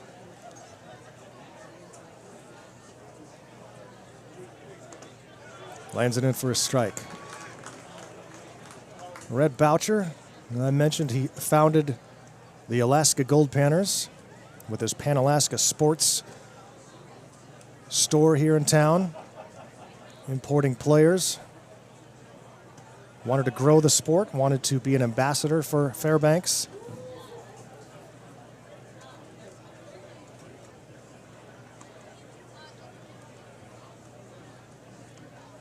And he ran the ship for a few years and then turned it over to a legend here in Fairbanks. Ground ball, third base side, foul. Another close one. Just barely foul. Third base side. And Xander's had a couple of tough calls already over there at third. In the mid-60s, Red Boucher called upon Don Dennis from Grand Junction, Colorado, to come help out and take over general manager duties. And that started an unprecedented run of success. Here's the 3-2. Hits him on a payoff pitch. Right between the shoulders. That hit by pitch, sponsored by the center brick wall. And the leadoff runner aboard for the Pilots for the second consecutive inning. Coming to the plate, center fielder, BJ. Brings up BJ Rodriguez, who walked and scored in the first inning. Free passes have been troublesome for the Goldpanners tonight. A couple of walks, now a hit batsman. The Panners already in a 5-0 hole. BJ Rodriguez, junior from Fresno State. Shows bunt, pulls back. Takes a ball, runner stays put. When Don Dennis took over the GM duties, they exploded in the 70s, led the Panners to 3 straight national championships and 5 NBC titles overall. Navigated his teams into the title game of every NBC World Series from 71 to 80. Pop fly towards the Panner dugout, and Ortega can't make the play.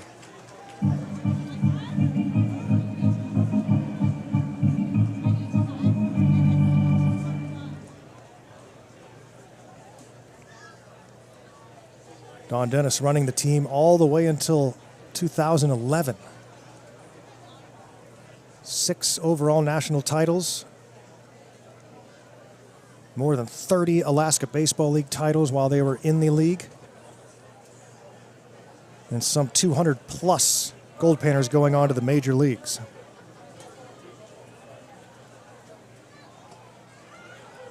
Now John Lorkey, the general manager. Former GM of the North Pole Knicks that used to play here in Fairbanks and also in North Pole. 1-2 on Rodriguez with a runner at first and nobody out.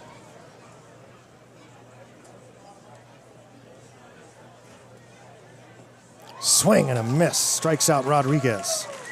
1 down for Carter Freeland. The Knicks featured some players that you might know. Mark Grace and Luis Gonzalez, both on that Diamondbacks World Series winning team. The Goldpanners have an incomparable list of major leaguers who have worn the star and 49 cap. Freeland doubled in a run in the first inning. Bats here with a runner at first. Hit one to left. His first time up. Ada, Oklahoma native. And he's the designated hitter tonight in the 7 spot. Top of the 3rd inning here at Growden. Takes a strike, 0-2.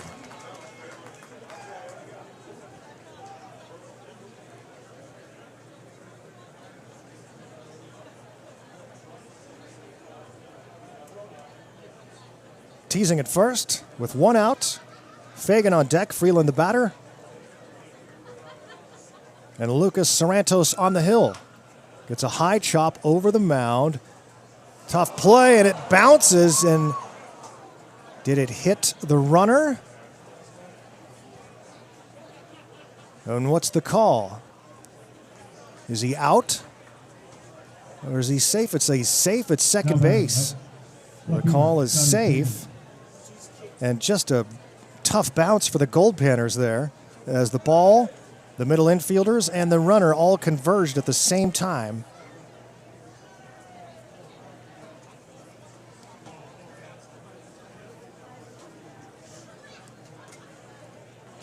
And everybody's safe with 1 out. Sorrentos goes back to work here now against Scotty Fagan, who struck out in the first against Connor Wolf.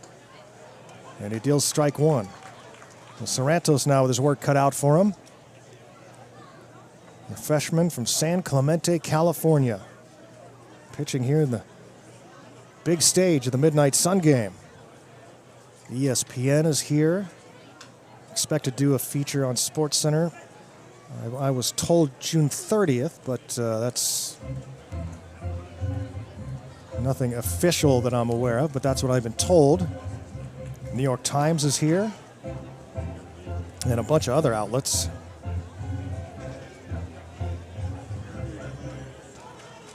Scotty Fagan with 2 on.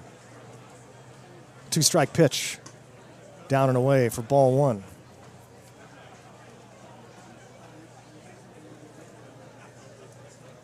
The Goldpanners list of players to go on to the major leagues is long and impressive. The 1-2 skipped in the turf. Ortega keeps it in front. It's 2-2 now. Going back to the 1960s, Bob Boone played in 68. Tom Seaver, you know that name, played in 64 and 65. Rick Monday, 19-year major league career. and then a broadcasting career with the Dodgers. He played here in '64. Ground ball to short, bobbled and dropped, and the only play is to first, so they get the out there. But should have been 2. Coming to the plate, second baseman, Weston Maisie. Teasing to third and Freeland to second. And Thiel just couldn't field it cleanly, and the Panners just a little discombobulated here tonight. They need to keep this game within reach before it gets out of hand early. There are 2 outs now. Weston Maisie singled in his last at bat. Lifts this one high down the left field line, and this one is fair. Another diving attempt by Rolbecki, and again it's just out of his reach. And the Glacier Pilots plate 2 and lead it 7-0. All the way to second base for Maisie. 3 balls just out of the diving reach of Evan Rolbecki in left. And the bounce is going the way of the Glacier Pilots tonight, and not the way of the Goldpanners. And they are in big trouble here early. And that failure to turn 2 just cost 2 runs. We go to the top of the order to Dylan Marks. Swing and a miss.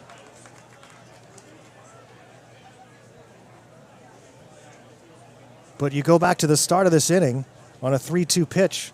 Teasing is hit between the shoulders. And that opens the door. And the Pilots have taken advantage.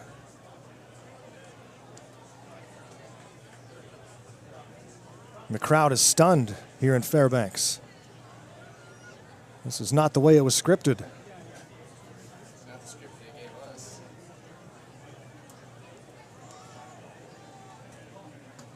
Check swing, holds up.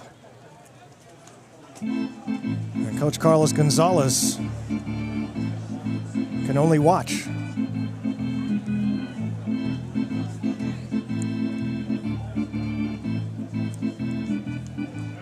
Dylan Marks at the top of the order, and look, we got Andrew Becker on deck already.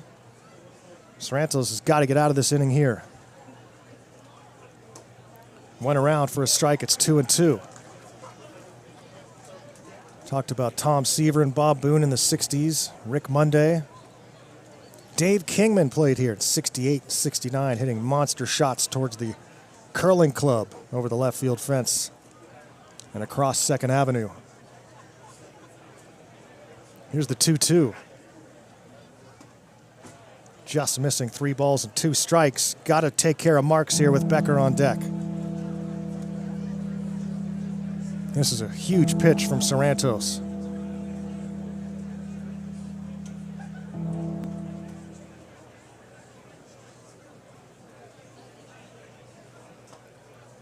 Ball 4.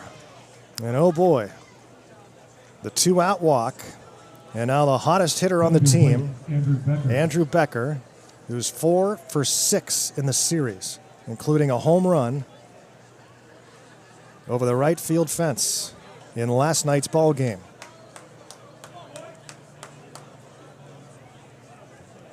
Lucas Sorrentos in some trouble here, and it's the 3rd inning.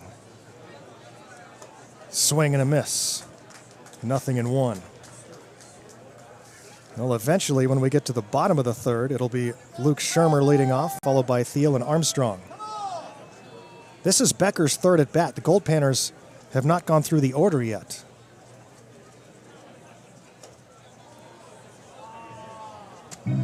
Awful close there. It's 1-1.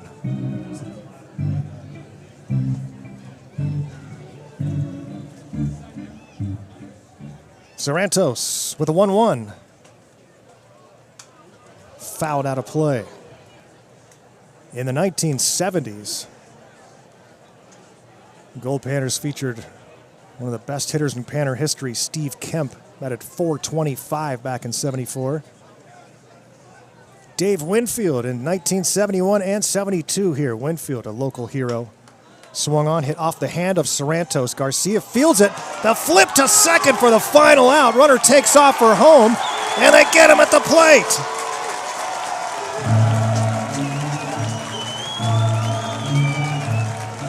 Sorrentos keeps the Panners within reach. We'll head to the bottom of the third, 7-0 Pilots.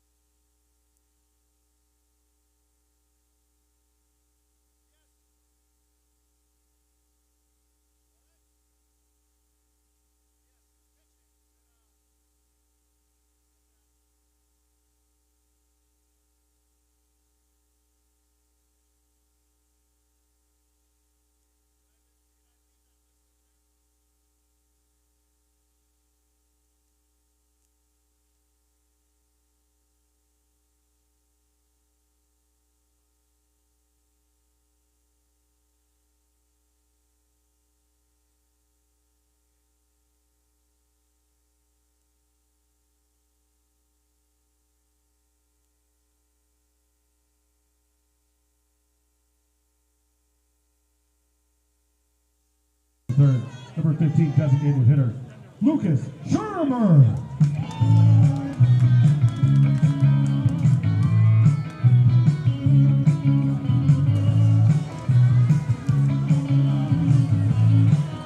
We go to the Goldpanner half of the third inning, and it's 7-0 Glacier Pilots here at the Midnight Sun Game, live from Fairbanks, Alaska. It's 1 minute past 11, and this one's hit to the right side, fielded by Maisie, who throws on to first. One pitch to take care of Luke Shermer. Starts his Goldpanner career 0 for 7. And we go to the top of the order for Luke Thiel, who walked in his first plate appearance. One out, the base is empty. A new pitcher in the game for the Glacier Pilots, and it's number 28, Finn Chapman. Finn Chapman now pitching for Anchorage. The freshman from St. Mary's, 6'3" right-hander, California native, pitching with a 7-run lead here in the third inning. Goldpanners have just one base hit.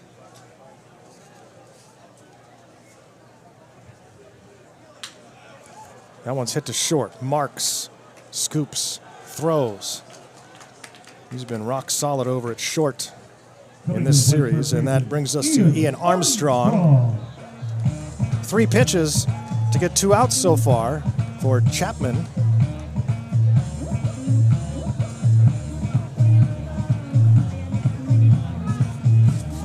And here's Ian Armstrong, a 5-3 ground out in his first at bat. Chapman, this is his second appearance for the Glacier Pilots. And the 1-ball pitch is in for a strike. Armstrong taking one after the quick 2 outs. You've got to let your pitcher rest a little bit. We talked about it earlier. The Panners have had trouble getting hits early in early in games. And that is unfortunately trending again tonight. No runs on just 1 base hit through 2 2/3, but plenty of time to get the bats going. But now a lot of pressure on the pitching staff because you can't allow much more offense for this Pilots team that's rolling. The 1-1 hit right to short, and Marks again delivers in a 1-2-3 third inning. Panners go quietly. We're headed to the fourth. It's the Pilots by 7.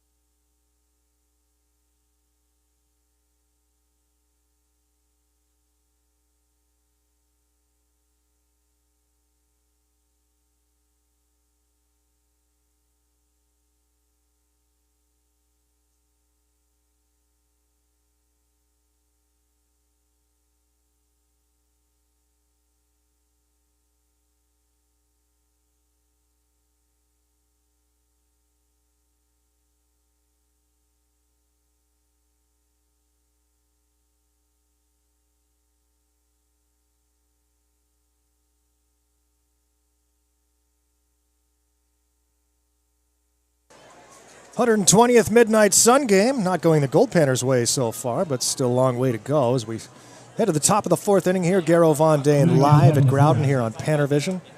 Hunter Klotz. PannerVision bringing you Goldpanner baseball games live on the web since 2001.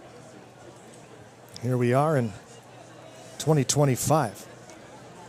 Talked about Don Dennis for a while. Son Todd Dennis started PannerVision in 2001.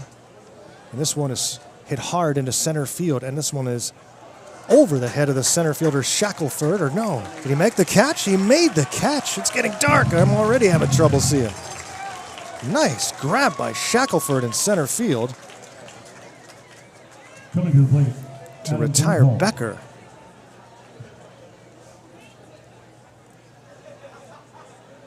Hunter Klotz, or rather Adam Burkholm.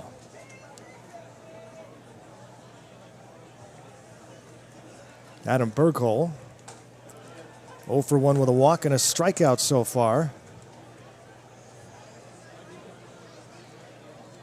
That last play in the top of the third was nuts, and we're not sure which out was ruled the final out, but I think it was the one at second when Becker grounded behind second base. And the shortstop with the flip to second.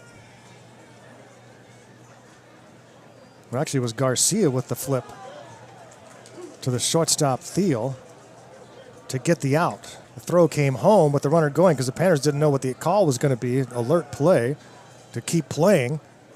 And they got the out there, too, so there's 4 outs in the inning.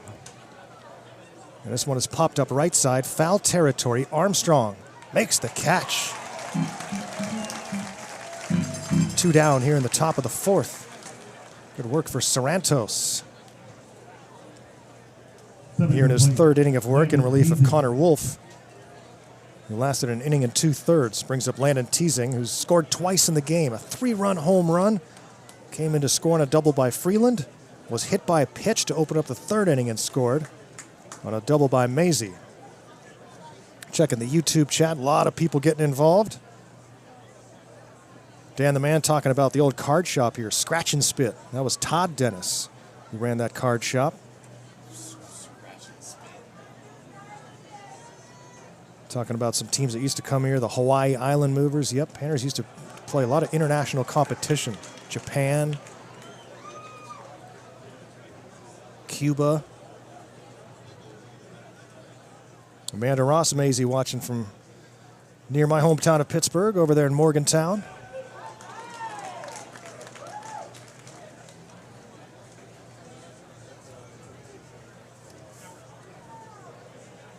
Ball and 2 strikes here with 2 down. Bases empty for Landon Teasing. Swings and misses in a 1-2-3 inning for Sarantos. The Pilots have the big early lead at 7-0 through 3.5.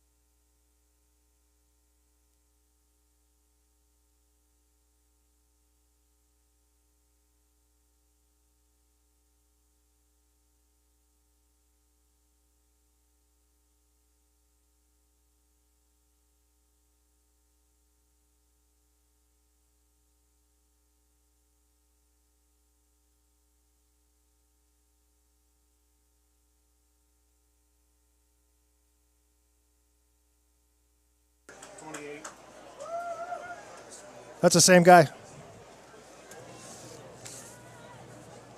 Garo Von Dane with you here at Growden Memorial Park for the 120th Midnight Sun game. The Goldpanners and Glacier Pilots renew acquaintances. They used to play all the time in the ABL. And all time, the Goldpanners have won 224, and the Pilots have won 182 meetings. They've never played in the High Noon at Midnight Classic. It's getting dark, friends. 10 minutes past 11 at the closest half inning to midnight. We'll stop the game for the singing of the Alaska flag song. Long-time tradition here.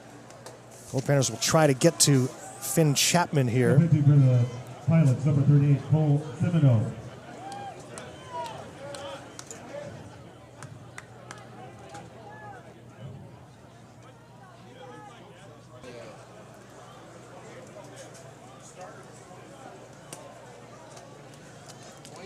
Ball and 2 strikes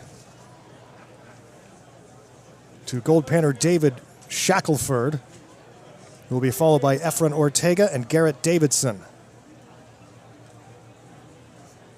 Finn Chapman, the right-hander. This is way outside. It's 2-2 trying to get Shackelford to chase. He's 1 for 4 as a Goldpanner so far. Panners need some offense. We're in the bottom of the 4th, and they trail at 7-0 here. The crowd's been waiting for something to cheer about. Panners just 1 base hit so far. That was a single by Vinny Venverla with 1 out in the 2nd. Swing and a miss, and Shackelford strikes out. 1 down for the Panners here in the 4th, brings up Efren Ortega. Midnight Sun game. Coming to the plate, catcher. Began talking about a lot of the great Goldpanners who have gone on to major league careers in the 60s and 70s. Dave Winfield in 71 and 72. Winfield had a statue unveiled a year ago at the Midnight Sun game. That will be installed officially in July here close to the ballpark. Dave Winfield was kind enough to join me in the press box at the Midnight Sun game last year. Fantastic interview talking about his time up here and how impactful it was on not only his career but his life. And he was able to bring his family up here and show them around for the first time. Winfield was a great guest. You can watch that interview too. It's on YouTube on the Goldpanner page. And what a career he went on to. A Hall of Famer.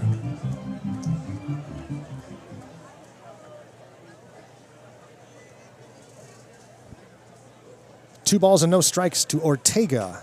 He takes 3-0. And in the 1980s, it didn't slow down. Panners had some incredible teams and players. Harold Reynolds, Kevin McReynolds, Alvin Davis. The 3-0 to Ortega with 1 out and the base is empty. Takes ball 4. 4-pitch walk to Ortega, and the Goldpanners have a base runner here in the 4th inning for Garrett Davidson, who's 1 for 5 in his young Panner career. Garrett Davidson. The 1983 Alaska Goldpanners team, they lost the national title game despite being heavy favorites and having 14 future major leaguers on the team. 14 future major leaguers. You might know some of these names. Dennis Cook, Joe McGrain. The outfield was Shane Mack, Odie McDowell, and Mark Davis. And Barry Bonds played first base. Yeah, that Barry Bonds.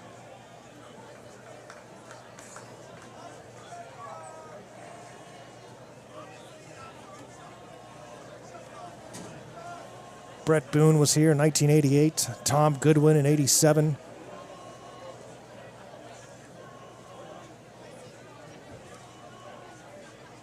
The 1-0 pitch to Davidson. Takes ball 2, so 6 straight pitches missing the zone from Finn Chapman. After the strikeout of Shackelford.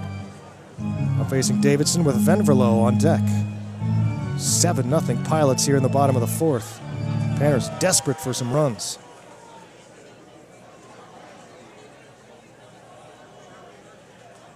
The 2-ball pitch. That one's in for a strike.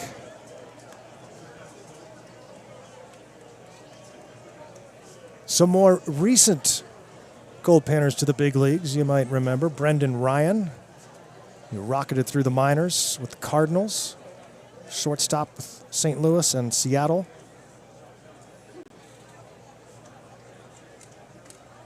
Two-one pitch to Davidson.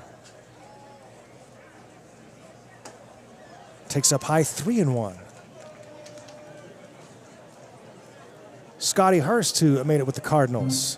John Schreiber, who's still pitching in the big leagues. Tyler McGill,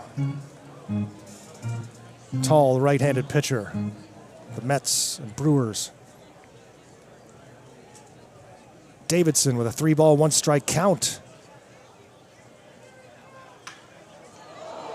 Stabbed by the pitcher, Chapman, who throws to second, and it's dropped. He wanted to turn two, but it was dropped by the shortstop, Marks.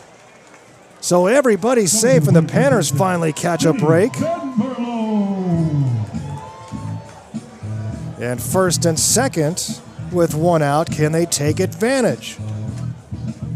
Vinny Venverlo singled back in the second inning.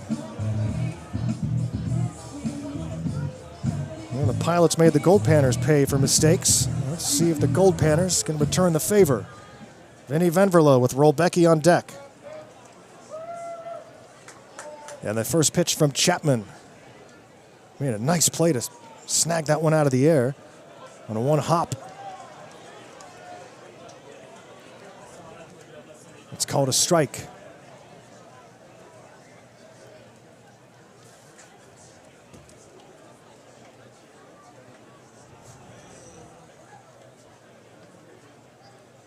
Gold at first and second with one out.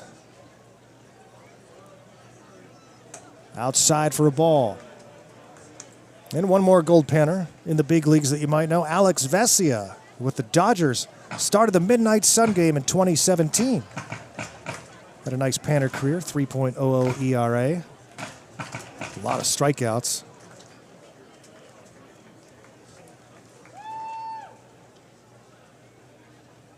Here's the 1-1. Swung on, hit to the left side. The throw to second for one, on to first. 5-4-3 double play ends the threat and the inning. The Panners do not take advantage, and it remains 7-0 Glacier Pilots through 4.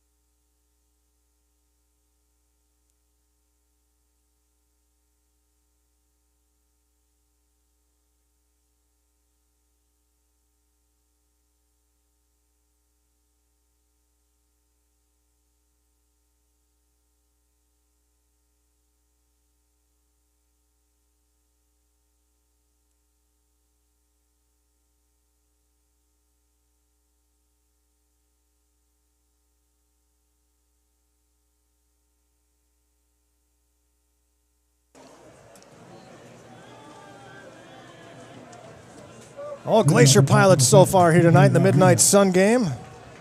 Putting a dampener on this big crowd that came in fired up tonight. And the local townspeople have been waiting 365 days for this one. Trailing 7-0 to the arch rival Glacier Pilots. And Rodriguez hits the first pitch high into shallow center field. And Shackelford is there to make the catch. Take care of Rodriguez. One down here in the fifth inning. The Glacier Pilots scoring 4 in the first inning. A 3-run home run from Landon Teasing. They added one in the second, two in the third. And now, Luke Sorrentos starting to calm this game down a little bit, but the Panners have to get the bats going.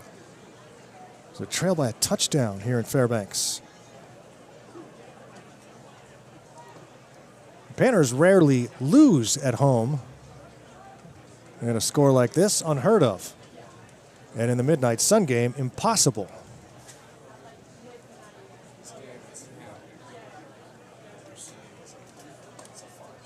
And it's in for a strike, 1-1. Sorrentos to Carter Freeland, the designated hitter, who's 2 for 2 in the game with a double, an RBI, and a run scored. Glacier Pilots with 7 hits, Goldpanners with just 1.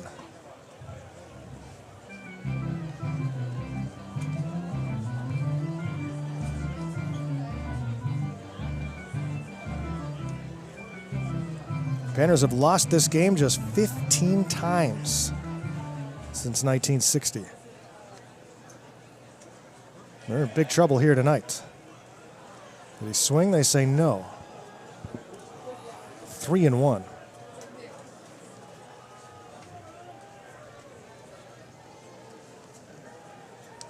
Crowd getting antsy here.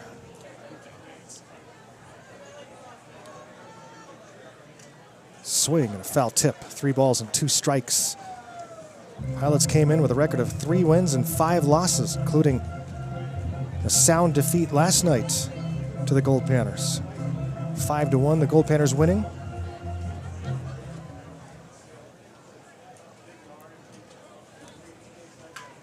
Grounded towards short. Backhanded, stopped by Thiel. Throw and the tag as the ball came up the line. And Freeland is out number 2. Scotty Fagan 0 for 2 in the game. Scotty Fagan. And the Panners, you know, they haven't put together many big games offensively this year.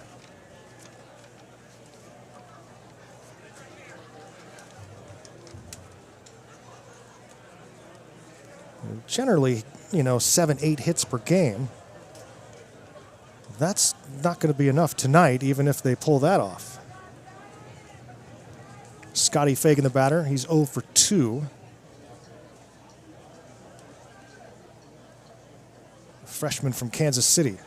And the 1-ball pitch is in for a strike breaking ball from Sorrentos. Luke has done a good job. Did surrender 2 runs in the third. And since then, he has stopped the bleeding. Here's a ground ball to first, and Armstrong will take it himself in a 1-2-3 fifth for Sorrentos.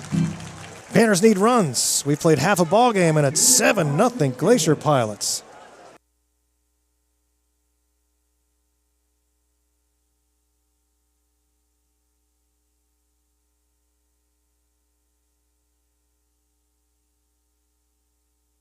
Whoa, whoa.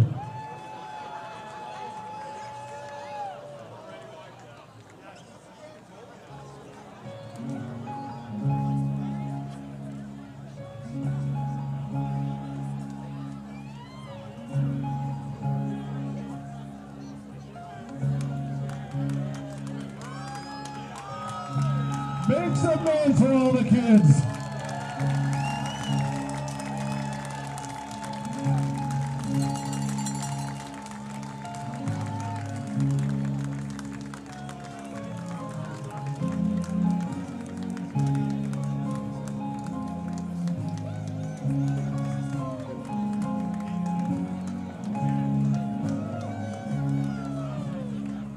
One more time, make some noise for all the runners.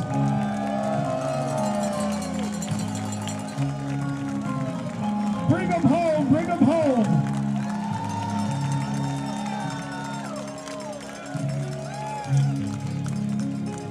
That Kid Run brought to you by the Pump House.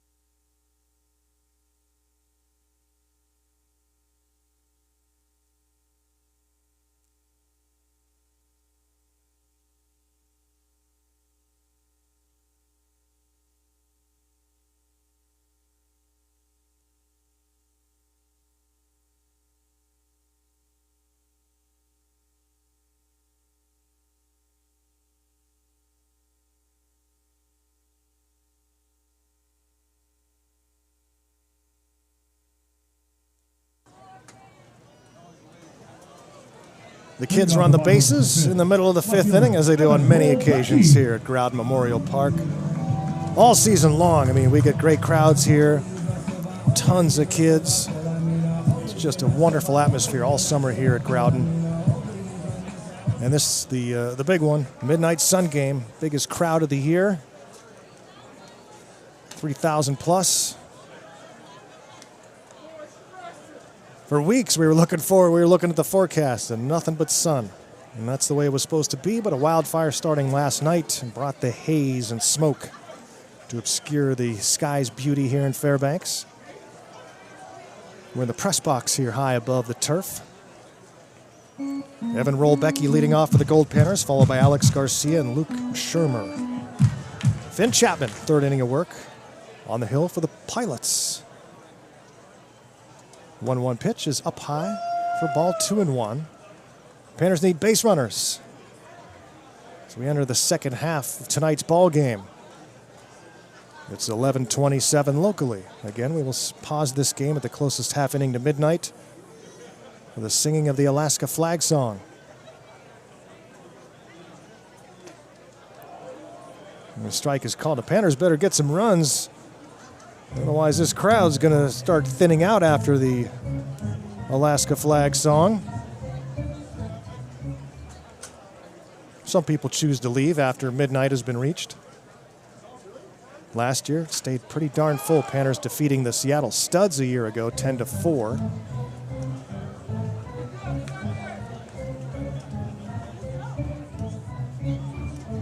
Rolbecki hanging in with 2 balls and 2 strikes.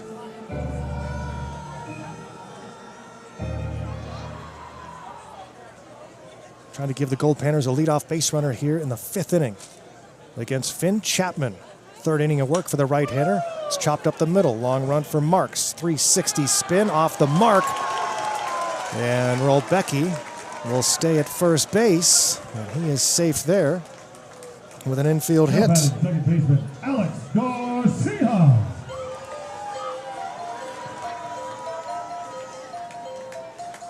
And the leadoff runner aboard, and let's see what the Panners can do here. Alex Garcia, 357 hitter this year. Grounded out to short in the 2nd inning. Still the 2nd time through the order for the Goldpanners. Pilots have all batted 3 times now, except for their number 9 hitter.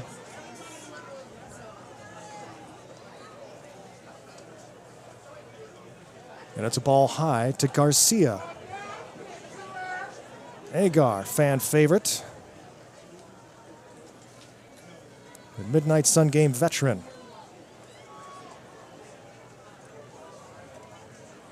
Awaits the 1-0. Takes a strike, it's 1-1.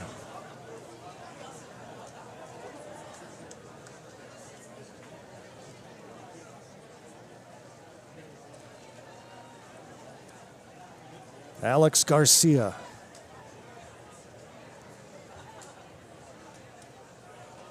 So it's bunt, and he takes an inside pitch and fouls it off. Garcia has the speed. That's not a sacrifice attempt, obviously, with a 7-run deficit, but looking for the bunt single. When the Goldpanners took over this tradition with their inception in 1960, they played that Fairbanks Pioneers team, and then in '63 imported the first out-of-state opponent, the Wichita Dreamliners. Way outside for ball, it's 2-2.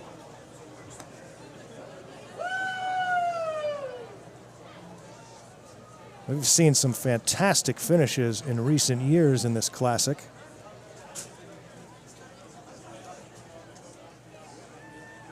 Here's the 2-2 to Agar.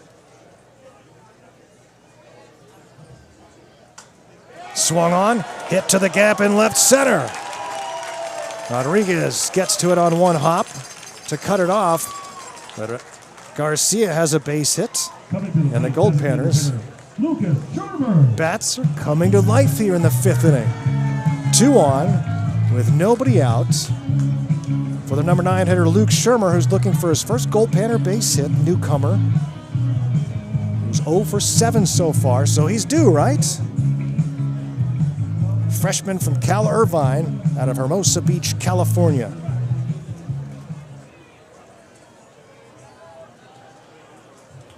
Seven nothing Pilots, but the Goldpanners trying to put something together here in the bottom of the fifth. Swung on over the mound, but a flip to second for one, and it's dropped. The out is recorded, though. They said it was dropped on the when he lifted it out of the glove. So an out at second base.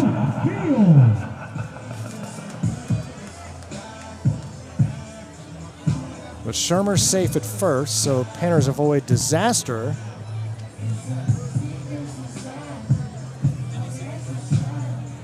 And now it's up to Luke Thiel. Luke Thiel 0 for 1 with a walk. Luke Thiel leads the Goldpanners in run contribution percentage this year. Gold at the corners here with one down.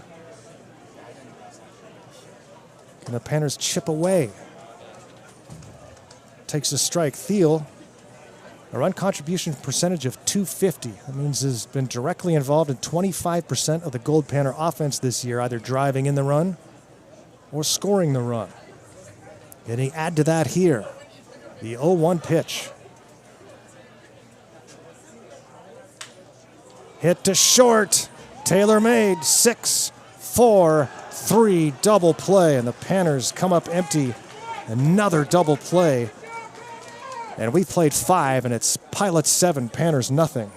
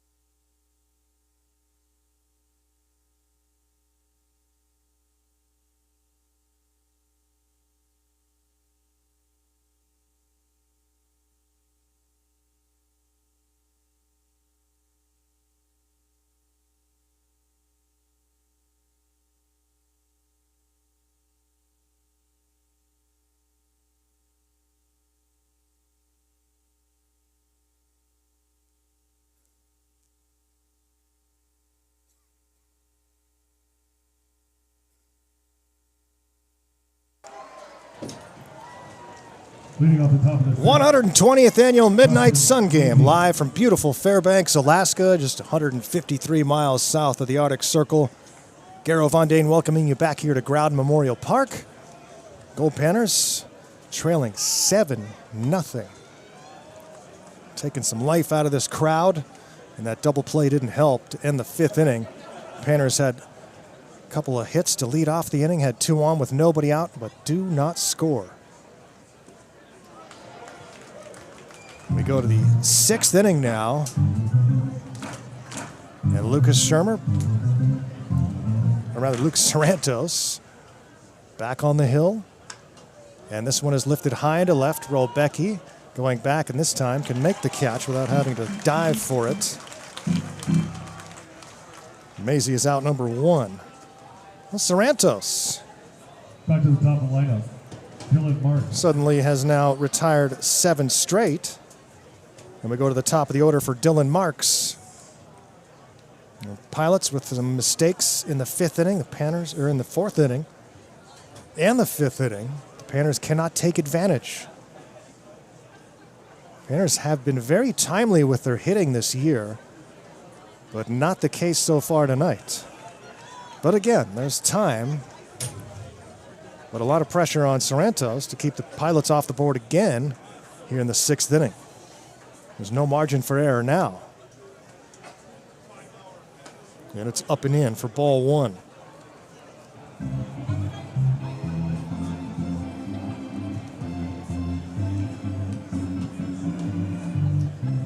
This series continues tomorrow. The final game of the 3-game set. And that'll be right here on PannerVision at 5 p.m. locally. Panners and Pilots before we leave for Grand Forks, British Columbia on Sunday night. A red-eye to Seattle, then to Spokane, then the bus north to Grand Forks for the Grand Forks International. This one is laced to left. The base hit for Marks. His first hit of the game. Andrew Becker. Yeah, now here's Andrew Becker. It was hard to get out every single time. He's 4 for 7, but none of those outs have come easy. And Becker bats here with a runner at first and 1 out. Makes a swing and misses for strike 1 against Sorrentos. 1 out. Becker the batter with Klotz on deck. Tough ball game tonight for the Goldpanners. Have yet to give the crowd something to cheer about. After all the hype and fanfare. This one's popped up left side. Vanverlo in foul territory. Makes the catch. That'll bring up Hunter Klotz. 1 for 3 with a run batted in the game. The Glacier Pilots with 7 runs on 8 hits and 1 error. Goldpanners 0 runs on just 3 hits, no errors. But things just have not gone their way tonight, and credit the Pilots. When you put bat on ball, good things can happen. This one is hit high and deep to left. Rolbecki going back to the warning track, reaches up and makes the catch on the track. Sorrentos takes care of the Pilots in the 6th, but the Panners need runs. They trail at 7-0.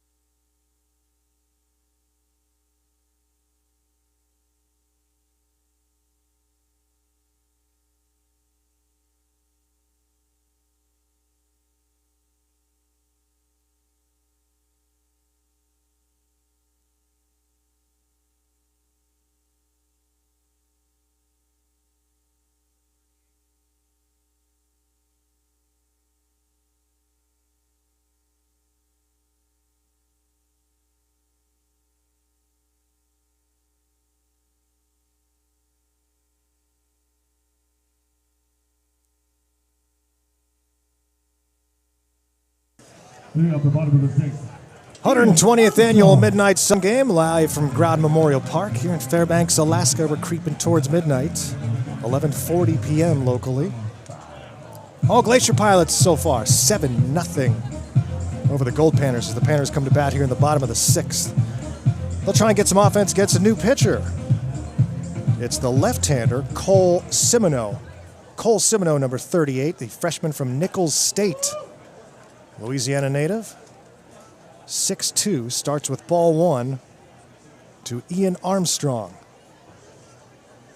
So Finn Chapman goes 3, gives up no runs on 2 hits. It now makes way for Cole Simoneau. Starts with 2 balls and no strikes. Panner batters have only struck out once tonight. Just can't get anything going. Had a couple on with nobody out in the bottom of the 5th, but could not score. try to get something going here in the 6th. The 2-1 pitch is hit deep to left. This ball is carrying back. This ball is gone. Ian Armstrong with a leadoff home run here in the bottom of the 6th. And finally the fans can cheer.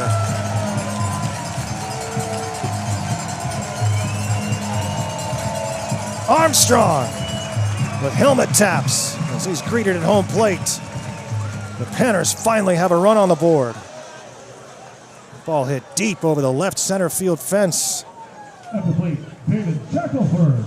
And finally, some offense for the Goldpanners. Let's see if it opens the door here.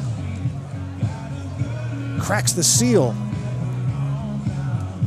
David Shackelford stands in. 7-1 game. And Ian Armstrong has himself a home run in the Midnight Sun game.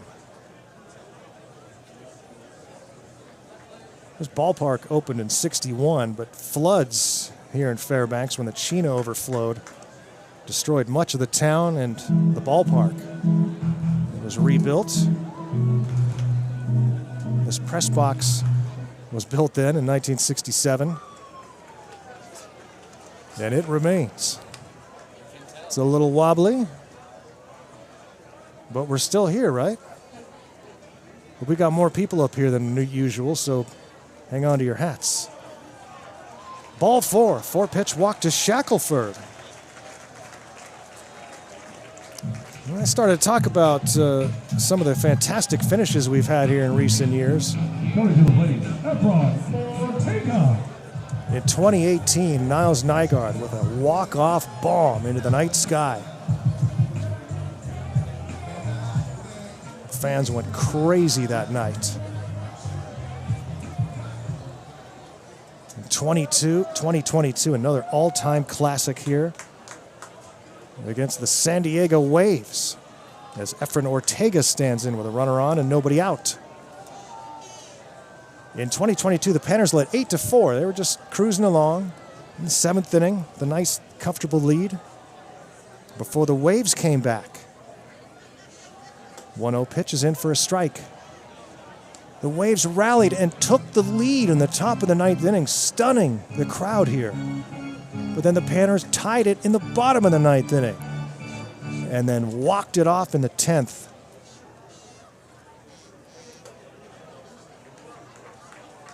Some fantastic games here. My first Midnight Sun game ended in extra innings on a pass ball. Catcher couldn't see the baseball, was so dark. And a runner came in from third to score and win. 3-1 now from Semino to Ortega, who's 0 for 1 with a walk.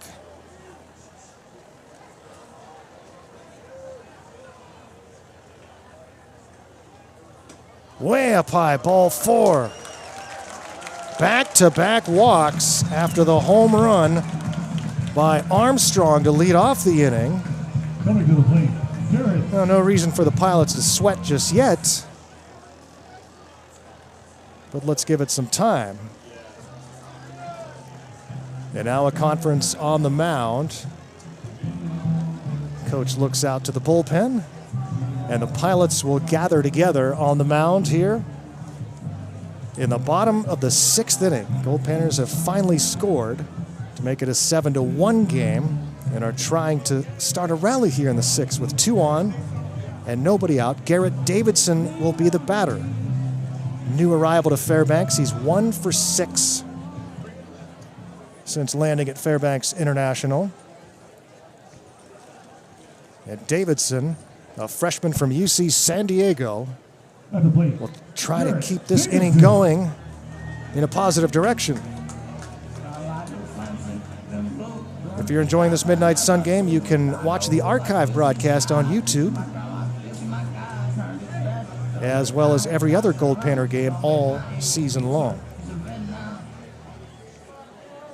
Davidson stands in a lefty-lefty matchup. Takes ball 1.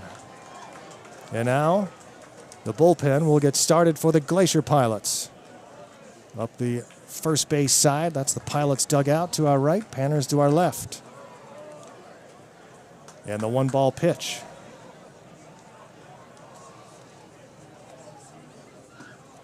Is down low. I'm doubting that Sarantos will pitch another inning for the Goldpanners. He's already gone 4 1/3, but he's kind of cruising here the last few. And especially if the Panners have a long bottom of the 6th inning, as they hope to do. Here's the 2-0. Do you even swing right now? But he does, and he pops it up. Right side of the infield. The first baseman Klotz will make the catch. Oh boy, with the pitcher struggling to throw a strike. Coming to the plate, Vinny Venverlo. And that brings up Vinny Venverlo.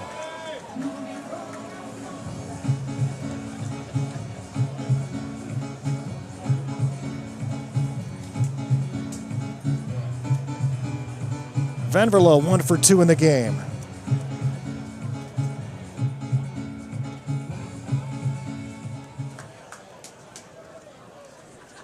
Venverlo.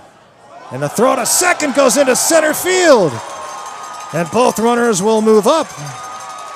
So a mistake there for Semino. And it gets the Goldpanners out of the double play, which is huge because the Panners have hit a couple of those already tonight.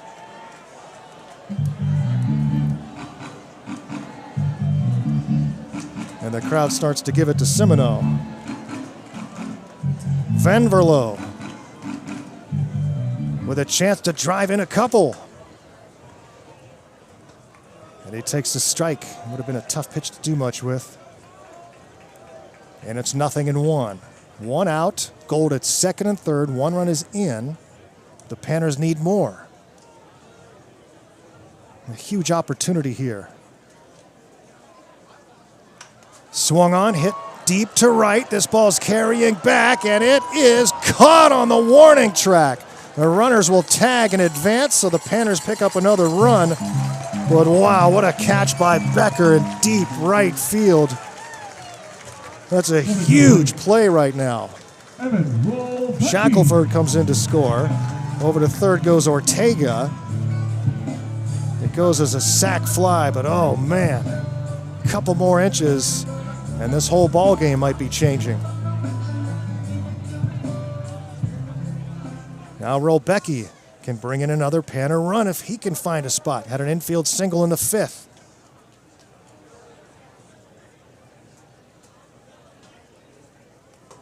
Swings and misses for strike 1. Semino struggling here in the inning. But there are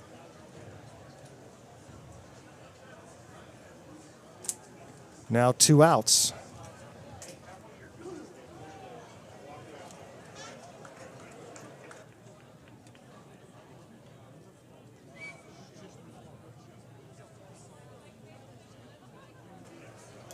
Yeah, I got 2 outs. Rolbecki takes a strike. And it's 1-2. Over at third base is Ortega. And Rolbecki trying to get the Panners a little bit closer, and he pops it up. Right field, foul territory, long run, and it's dropped. Becker couldn't hang on. He caught up to it, got glove on. But it pops out, and the Panners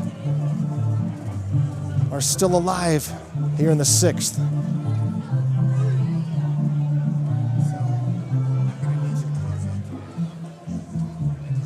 Can Evan Rolbecki take advantage of this extra opportunity?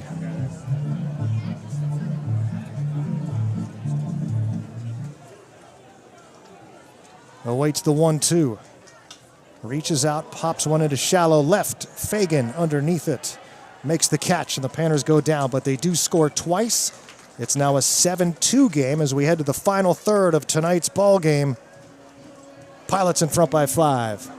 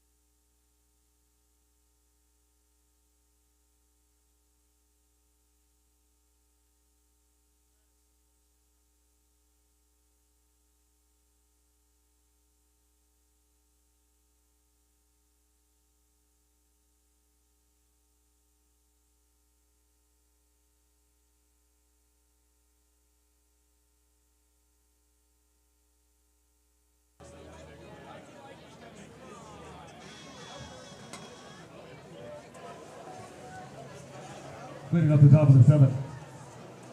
Adam Berghole. 7 minutes to 12 after this half inning. We will pause the game for the singing of the Alaska flag song and the 7th inning stretch. How are we going to do that? Both together.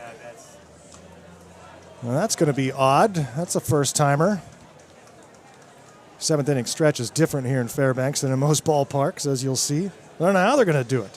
At any rate, the story is the Pilots lead the Midnight Sun game by a score of 7-2. Jack Clark is the new pitcher into the game for the Goldpanners, number 18. Jack Clark, a freshman from Cal State San Marcos. He plays for former Goldpanner head coach Mark Lindsay. And Clark, the southpaw, with a 2-ball, 1-strike count on Adam Berghole. So Jack Clark, the third Goldpanner here this year to pitch in the Midnight Sun game. It's fouled back, out of play. Connor Wolf, inning and 2/3, 5 runs. Luke Sarantos, 4 1/3, 2 runs. Really an honorable job by Luke Sarantos. Tough start, and then really found his groove and kept the Panners at least with a pulse in this game. Boy, oh boy, if Becker doesn't catch that ball in right, what does this game look like now? But he did. And it's ball 4 to Berghole, a leadoff walk here in the top of the 7th inning. Said it earlier, no margin for error right now. Have a plate. Landon The Panners trying to mount a big comeback late in this game. Garrow Von Dane here live. Raleigh Johnson on public address. Bam Bam's on the controls. Chris Carlson, our head engineer. And a huge crowd here hoping for a Panner comeback in the High Noon at Midnight Classic here in 2025. There's been some weird games here too in the Midnight Sun game, as it's 0-1 on teasing. Homered in the first inning, a 3-run shot to start this game for the Pilots and get the offense rolling. Swing and a miss for strike 2. In 1984, the Taiwanese national team was here, and they were leading 2-1 in the 7th, and then said, we got to turn on the lights. We can't see. Panners said, no, that's absolutely not happening. Swing and a miss. Clark strikes out teasing. 1 down here in the 7th. Brings up B.J. Rodriguez. Coming to the plate, B.J. And the Panners said, no, we don't turn on the lights. That's the whole deal. And they said, well, we're not going to play if you don't turn on the lights. And they said, all right. So the Taiwanese team walked off the field and forfeited with a 2-1 lead.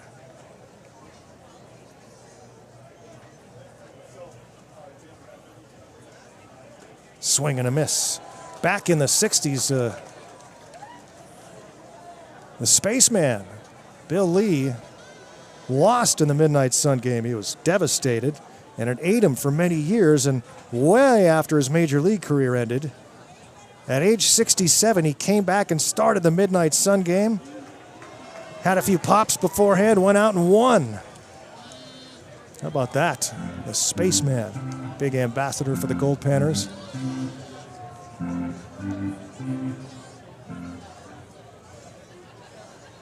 Here's the 0-2 pitch from Clark to Rodriguez. Yeah, it's in the turf. The runner's going to try to take off for second. Here's the throw. He's out by a mile. Ortega to Garcia. And they tag out Berghole. Caught stealing. Goes 2-4.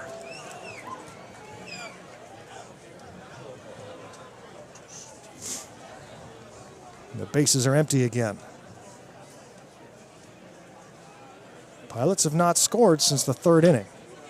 Ground ball to the right side. Armstrong will flip to Clark just in time to the bag. Nice work for Jack Clark. It's stretch time and time for the Alaska flag song. Don't go anywhere, friends. Keep it right here. It's 7-2 Pilots. You know what that means. Time to get out of your seat. Pull out your kazoo. It's time for the 7th inning stretch.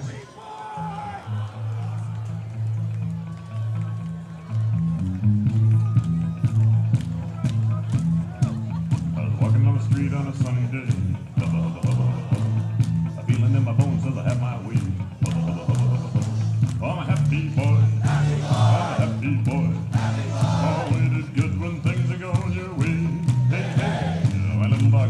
hit by a car. Put his guts in a box and put him in a drawer.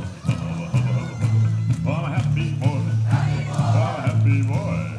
Oh, ain't it good when things are going your way? Hey, hey.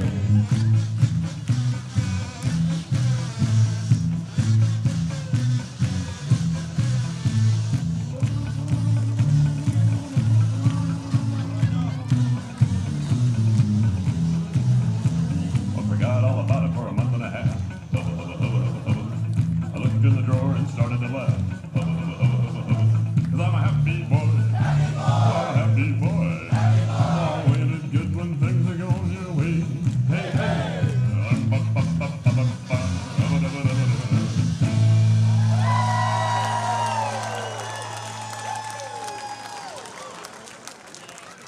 The 7th Beginning Trek brought to you by Lithia Chevrolet of Fairbanks.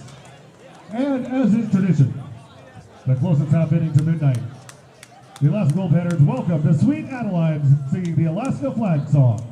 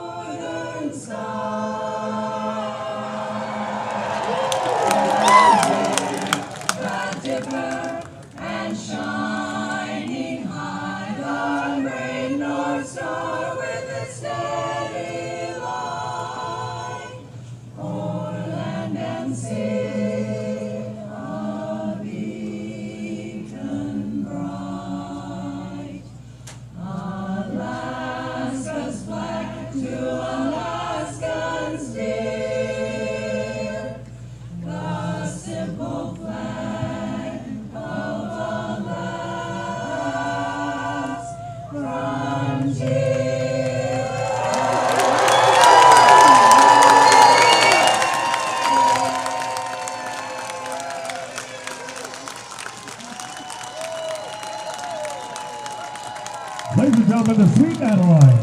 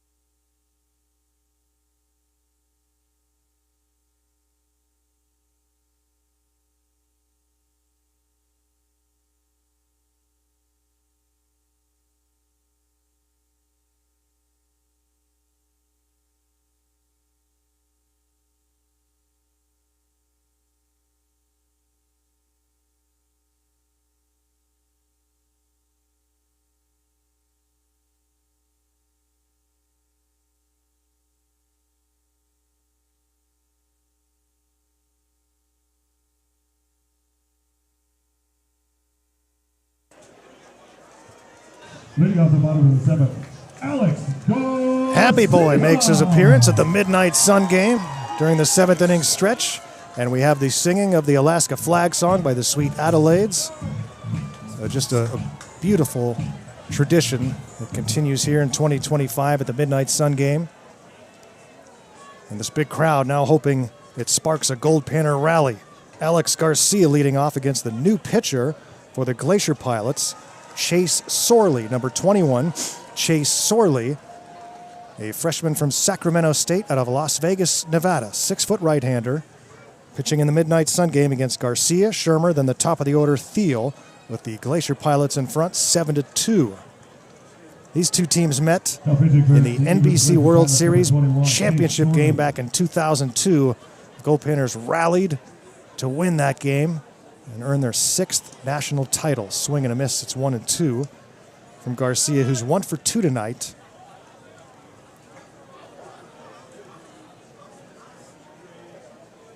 Panners rallied for 2 in the 6th. Had a lot of base runners the last few innings. Garcia pops this one up left side. The third baseman, Teasing, will make the catch for out number 1. Panners running out of outs here as we reach the bottom of the 7th. And Luke Shermer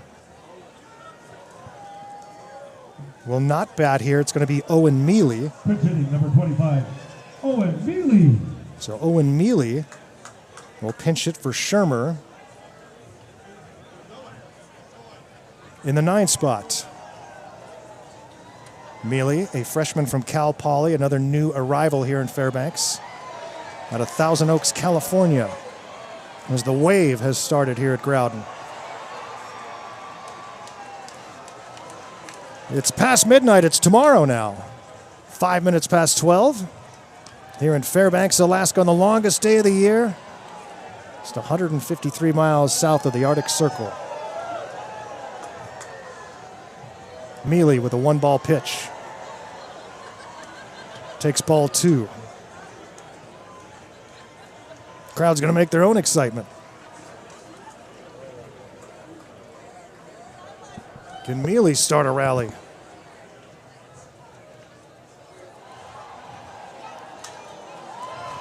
Hits this one hard to right, but Becker goes back and makes the catch. 2 down here in the 7th inning. As we go to the top of the order for Luke Thiel. Luke Thiel. Pilots jumped on top with 4 in the 1st inning. Added 1 in the 2nd, 2 in the 3rd, and that's all they've needed. Panners finally clawed 2 across in the 6th. It's now a 7-2 game here in the bottom of the 7th.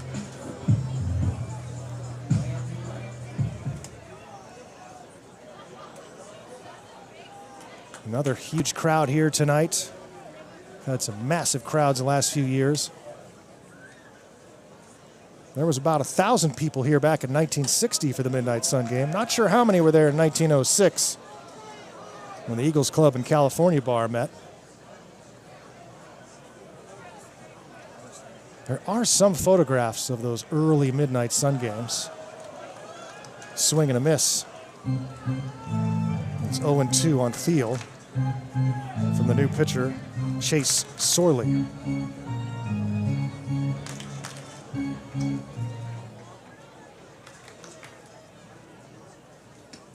The official name is the Bill and Eddie Stroker Midnight Sun game. Without Bill and Eddie Stroker, there is no Midnight Sun game, there's no Goldpanners. At least as we know them. Popped up, right side. The second baseman, Maisie, makes the catch, and the Panners go down 1-2-3 here in the 7th. We're going to the 8th. It's still 7-2 Glacier Pilots.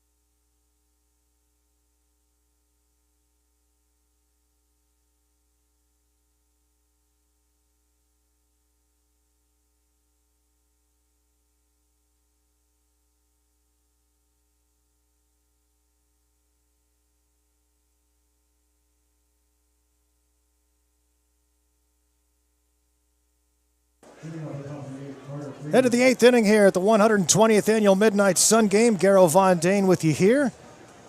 The Panners running out of time, trailing the Glacier Pilots 7-2. And remember, we play again tomorrow, 5 p.m. Sure to join us for that game on PannerVision. I think I'm going to have a color commentator for tomorrow's game. 929-401. Green ticket 929. Should be fun. First time of the year. Carter Freeland batting here for the Pilots. 7, 8, 9 spots due up. Freeland, Fagan, and Maisie. All Anchorage so far in their first trip to Fairbanks in 10 years. Rarely is an Alaska Baseball League team in the Midnight Sun Game. Line drive to left. A leadoff single for Freeland off of Jack Clark. In his second inning of work. Scotty Fagan. Third hit for Freeland tonight. And Fagan is 0 for 3. It's the 9th Glacier Pilot hit. The Bill and Eddie Stroker Midnight Sun baseball game. Back in the early 1900s,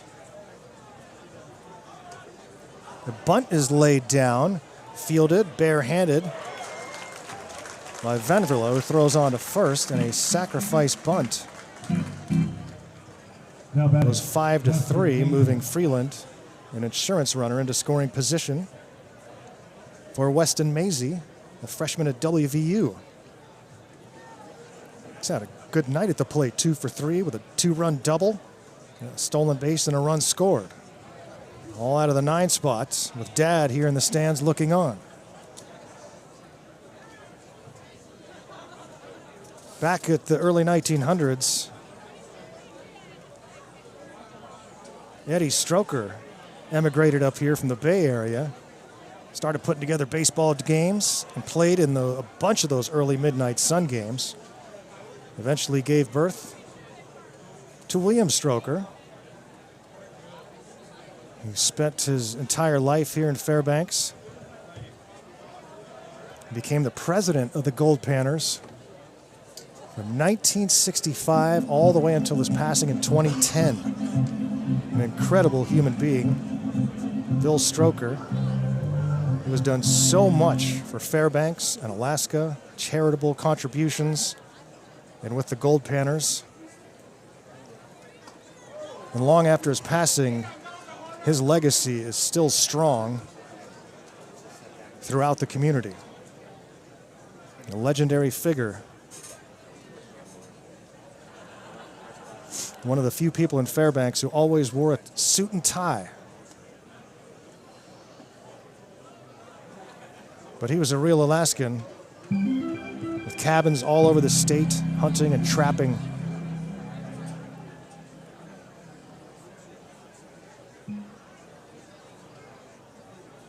Maisie, the 2-ball, 1-strike count, 1 out, a runner at second base here in the top of the 8th. Popped out of play. A flyover, the F-35s before the game during the national anthem. Happy Boy during the 7th inning stretch, and the Alaska flag song just after midnight.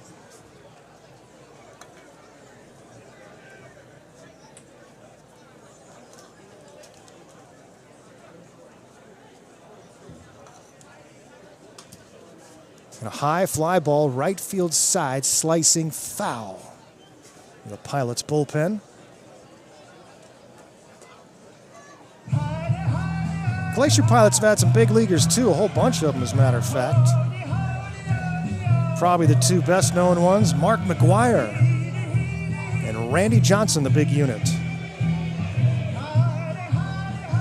McGuire came up as a pitcher, and coaching staff watched him launch home runs in batting practice. Said, hey, called up his coach at USC, said, you mind if we let this guy hit a little bit? And of course, the rest is history. One of the players I failed to mention who went on to the big leagues for the Goldpanners, Jason Giambi. He played here when they were using aluminum.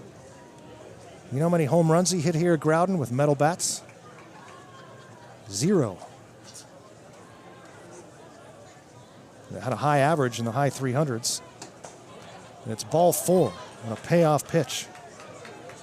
2 on for the Glacier Pilots here in the 8th. Panners cannot surrender any runs here. They have any hopes of trying to rally in this one. Jack Clark trying to keep it a 7-2 game, but he's in some trouble here with 2 on and 1 out. And now Marks is up and Becker is on deck. Fans still having a great time here tonight despite the score as Vince Payne pops out of the dugout. He takes a peek to the bullpen and he wants to come visit Jack Clark.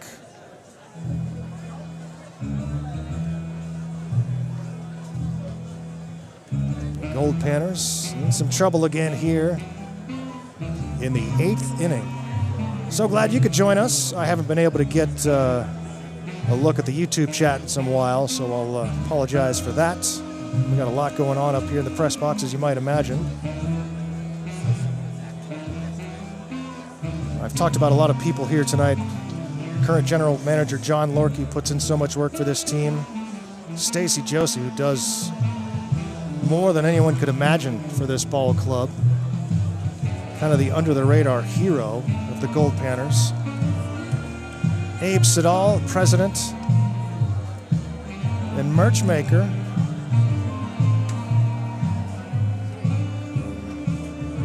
So many more that are all working their tails off here tonight. It takes all year to prepare for this game.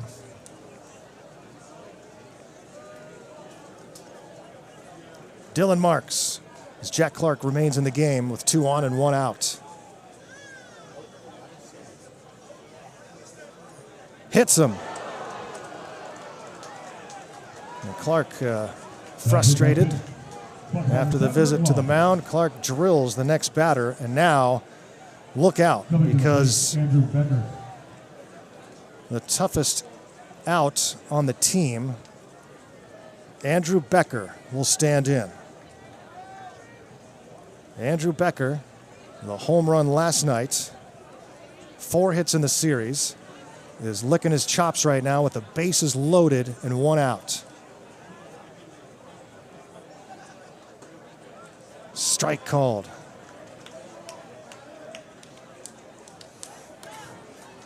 The Pilots trying to put this game away here in the 8th. 0-1. Fouled ball. And Clark in front here, 0-2. Home plate umpire needs some more baseballs. Ruben Cabral calling balls and strikes tonight. And Clark now in front, 0-2. The base is stacked. Way up high for ball 1.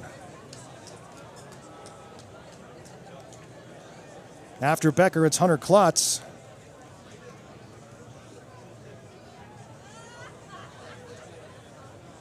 And the 1-2 from Clark. Infield comes in. Off-speed pitch hit sharply to third. The throw comes home for the force out. Throw to first. Safe is the call at first. But Clark gets just what he wants. And a nice job by Venverlo to Ortega. But the inning's still alive for the Pilots.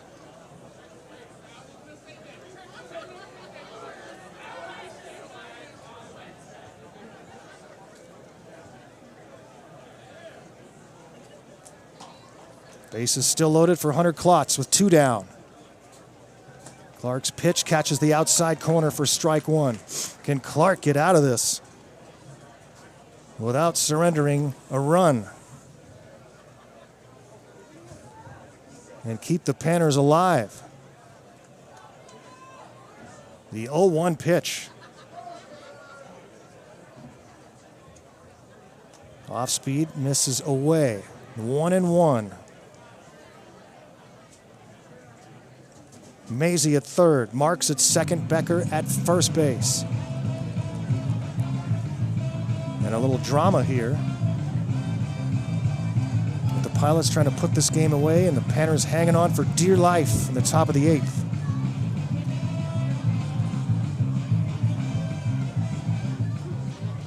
And a 1-1 pitch from Clark. Klotz swings and misses for strike 2.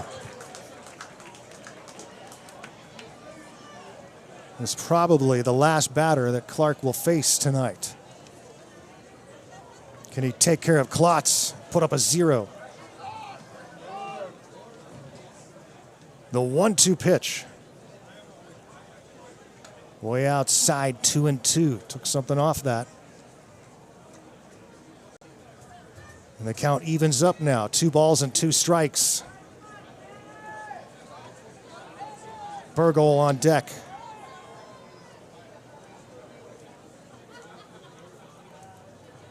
Clark exhales, delivers, up and away, ball 3.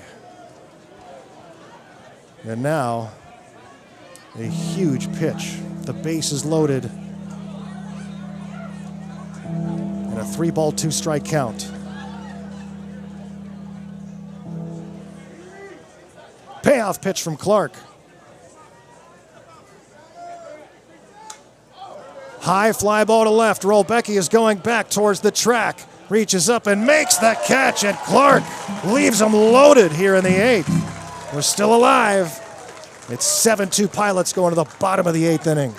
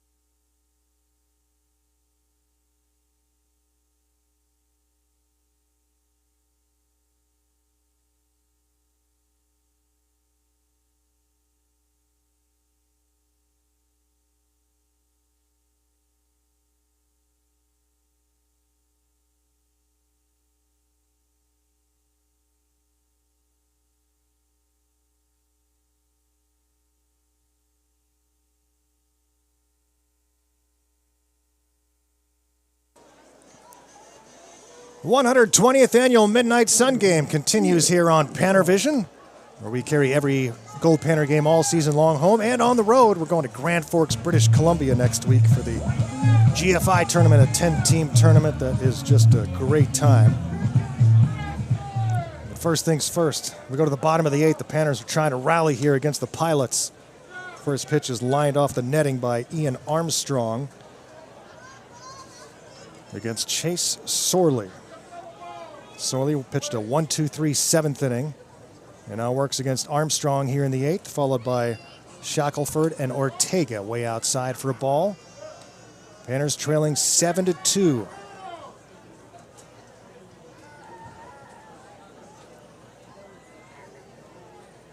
Sorley's 1-1. Pop back and out of play. Boy, that ball closed out the top of the 8th. Nervousness as that one carried to left. It's getting hard to see the baseball here in the dark. Rolbecki able to track it down. Way outside for a ball. And it's 2-2.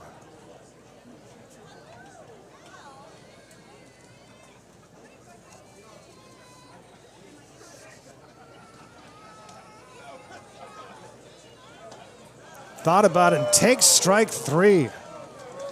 In the outside corner. Armstrong, the first out here in the bottom of the 8th. David Shackelford. That brings up Shackelford, who's 0 for 2 with a walk and a run scored. Pilots scored a bunch early, 4 in the first, 1 in the second, 2 in the third. They've not scored since. Good job by the Panner bullpen, but they haven't needed to. Panners have scored only 2 runs tonight. They both came in the 6th inning. Home run from Ian Armstrong, and then a sac fly from Venverlo to score Shackelford, who bats now with 1 out, and it's 0-1. Ortega on deck.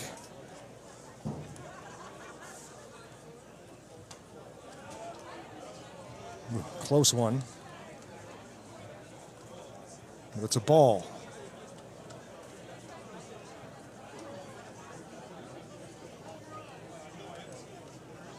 One and 1 from Sorley, and it's outside 2-1. Panners, as I mentioned, rarely lose this game and have had some big rallies late in Midnight Sun games recently.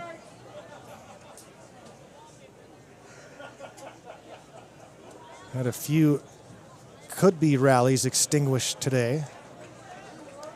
That one's well inside, 3-1. Panners need base runners, however you get them. Hope you've enjoyed the Midnight Sun game here tonight. Tune in for Panner ball the rest of the summer. Crushed, but hooking foul.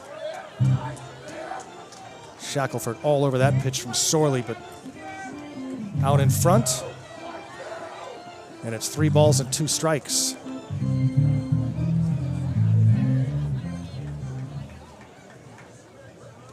the payoff pitch. Called strike 3. 2 Panners go down looking here in the 8th inning. Coming to the plate, Efren And Efren Ortega. 0 for 1 with a couple of walks in the game. No one has reached against Chase Sorley.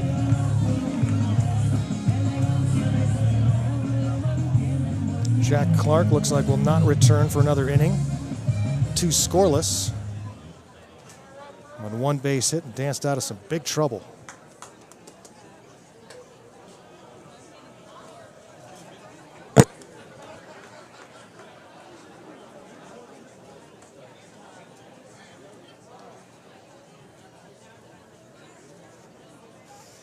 The 1-0, down and away 2-0 from Sorley to Ortega.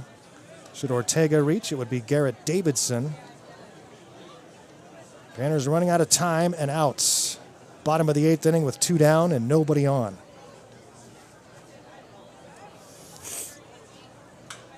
Swung on and hit sharply to short. Marks to Klotz. Panners go quietly here in the 8th. We're going to the 9th inning of the Midnight Sun game, and the Glacier Pilots are up 7-2.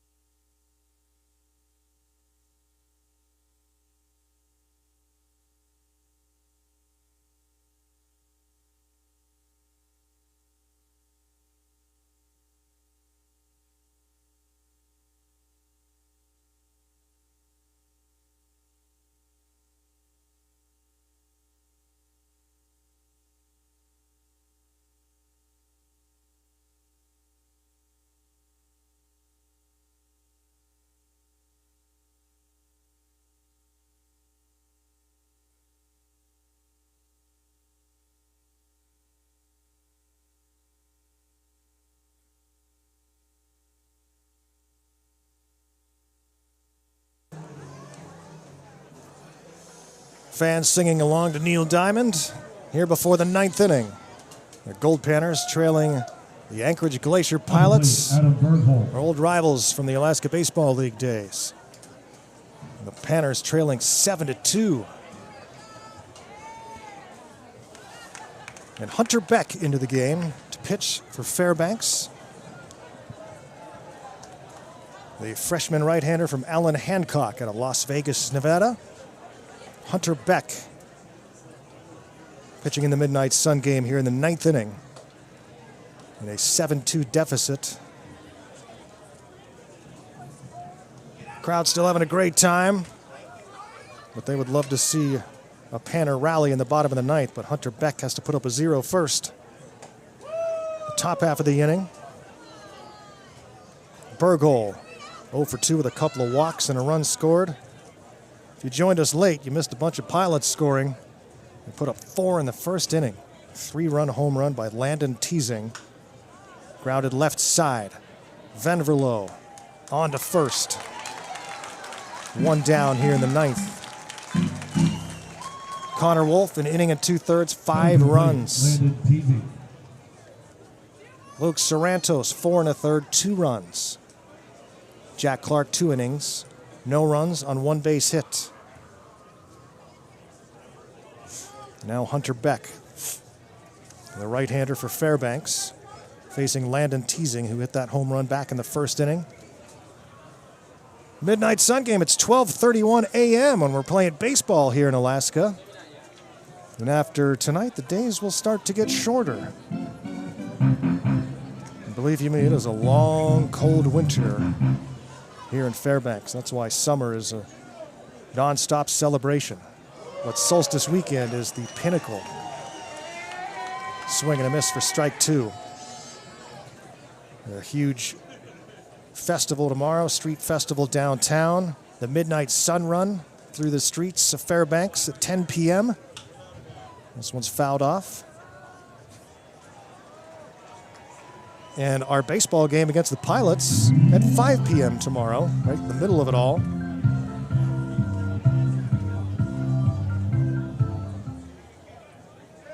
Teasing with an 0-2.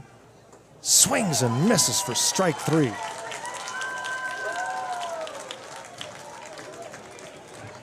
Beck has retired the first 2 here in the 9th, and that brings up B.J. Rodriguez, 0 for 3 with a walk. Walks and hit batsmen early in the game by Panner pitchers. And really helped out the Pilots, setting the table for some big innings. Pilots took advantage. Up high for ball 1 on Rodriguez, 0 for 3.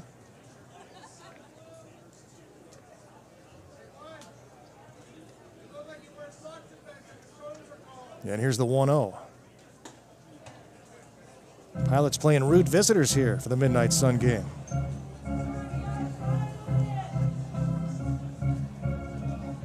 They'll return to Alaska Baseball League play after this series. And here's the 2-0. Down low for ball 3. A couple of quick outs, and now Beck falls behind 3-0 on Rodriguez with Freeland on deck. Freeland's 3 for 4 tonight.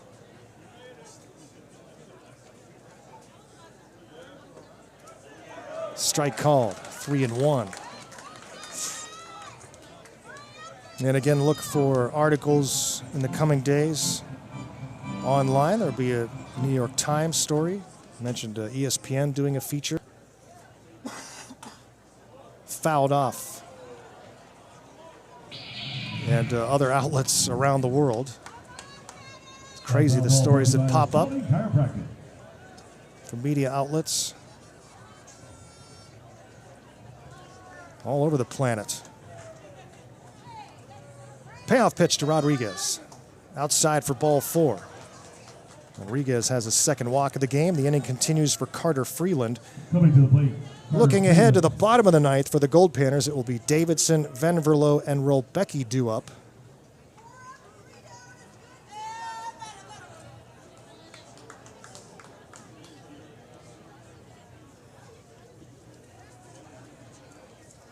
They're a combined 2 for 8 in the game.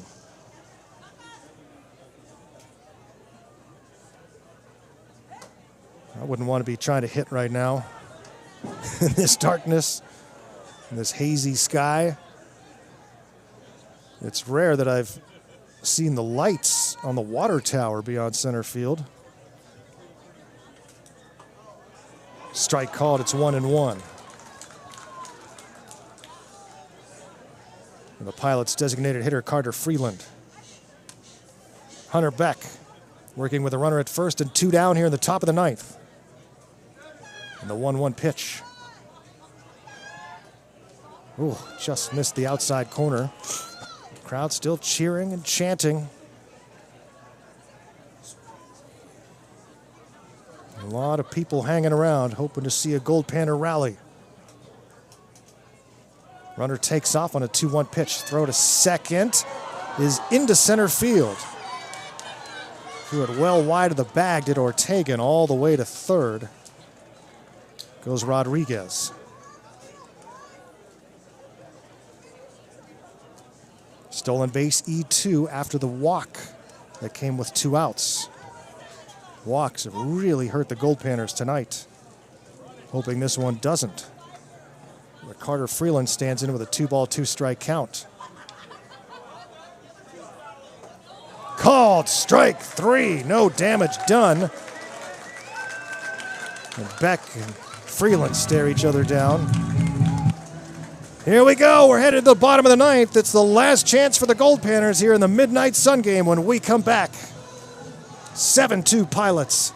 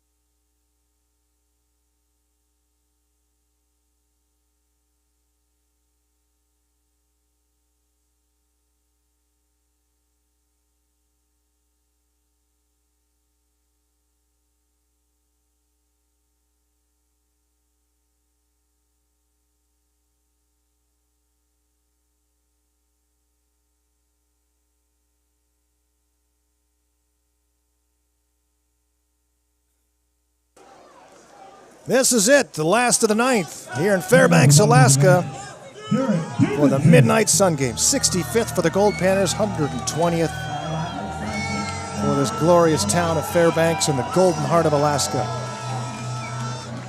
Crowds are up on their feet cheering on the Panners here, hoping for a big-time rally in the bottom of the 9th. It's up to Garrett Davidson to get something started.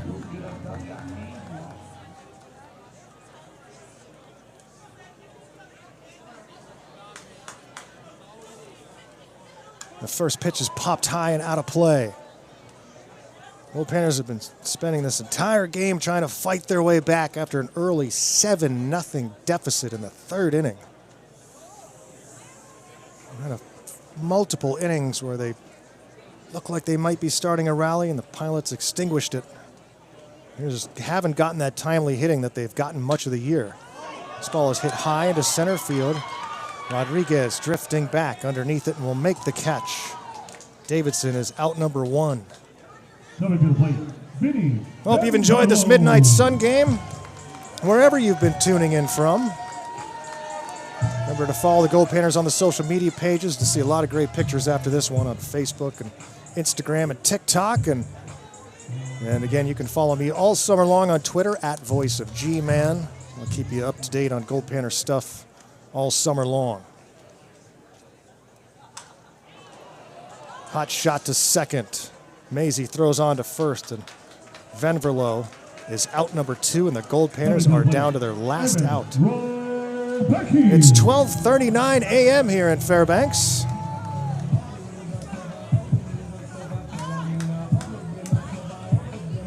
And the Panners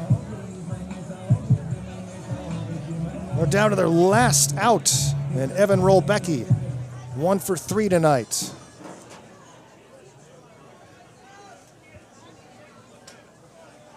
It's still the right-hander, Chase Sorley, the 4th pitcher in the game for the Glacier Pilots. We'll play again tomorrow, remember? 3rd game of this series. Panners took game 1 last night, 5-1. Rolbecki grounds this one to second. Maisie on to Klotz, and the Panners go quickly 1-2-3 here in the 9th. And lo and behold, the Anchorage Glacier Pilots have come to Fairbanks for the Midnight Sun game and defeated the Goldpanners by a final score of 7-2. The Pilots celebrate on the field, and the Panners will lick their wounds, shower it off, and look ahead to tomorrow's series finale. My huge thanks to all of you who have spent your night with us here watching Goldpanners baseball on PannerVision. We hope you will follow along the rest of the season. The 120th Midnight Sun game comes to a close here in Fairbanks, Alaska at 12:40 a.m. For Raleigh Johnson, Chris Carlson, and Bam Bam Burnley, I'm Garo Von Dang saying good night on the solstice. Or perhaps good morning. The Goldpanners fall in the Midnight Sun game, 7-2 to the Pilots. We'll see you tomorrow, everyone. Tune in, turn on, and pan out with Goldpanners baseball here on PannerVision. Good morning.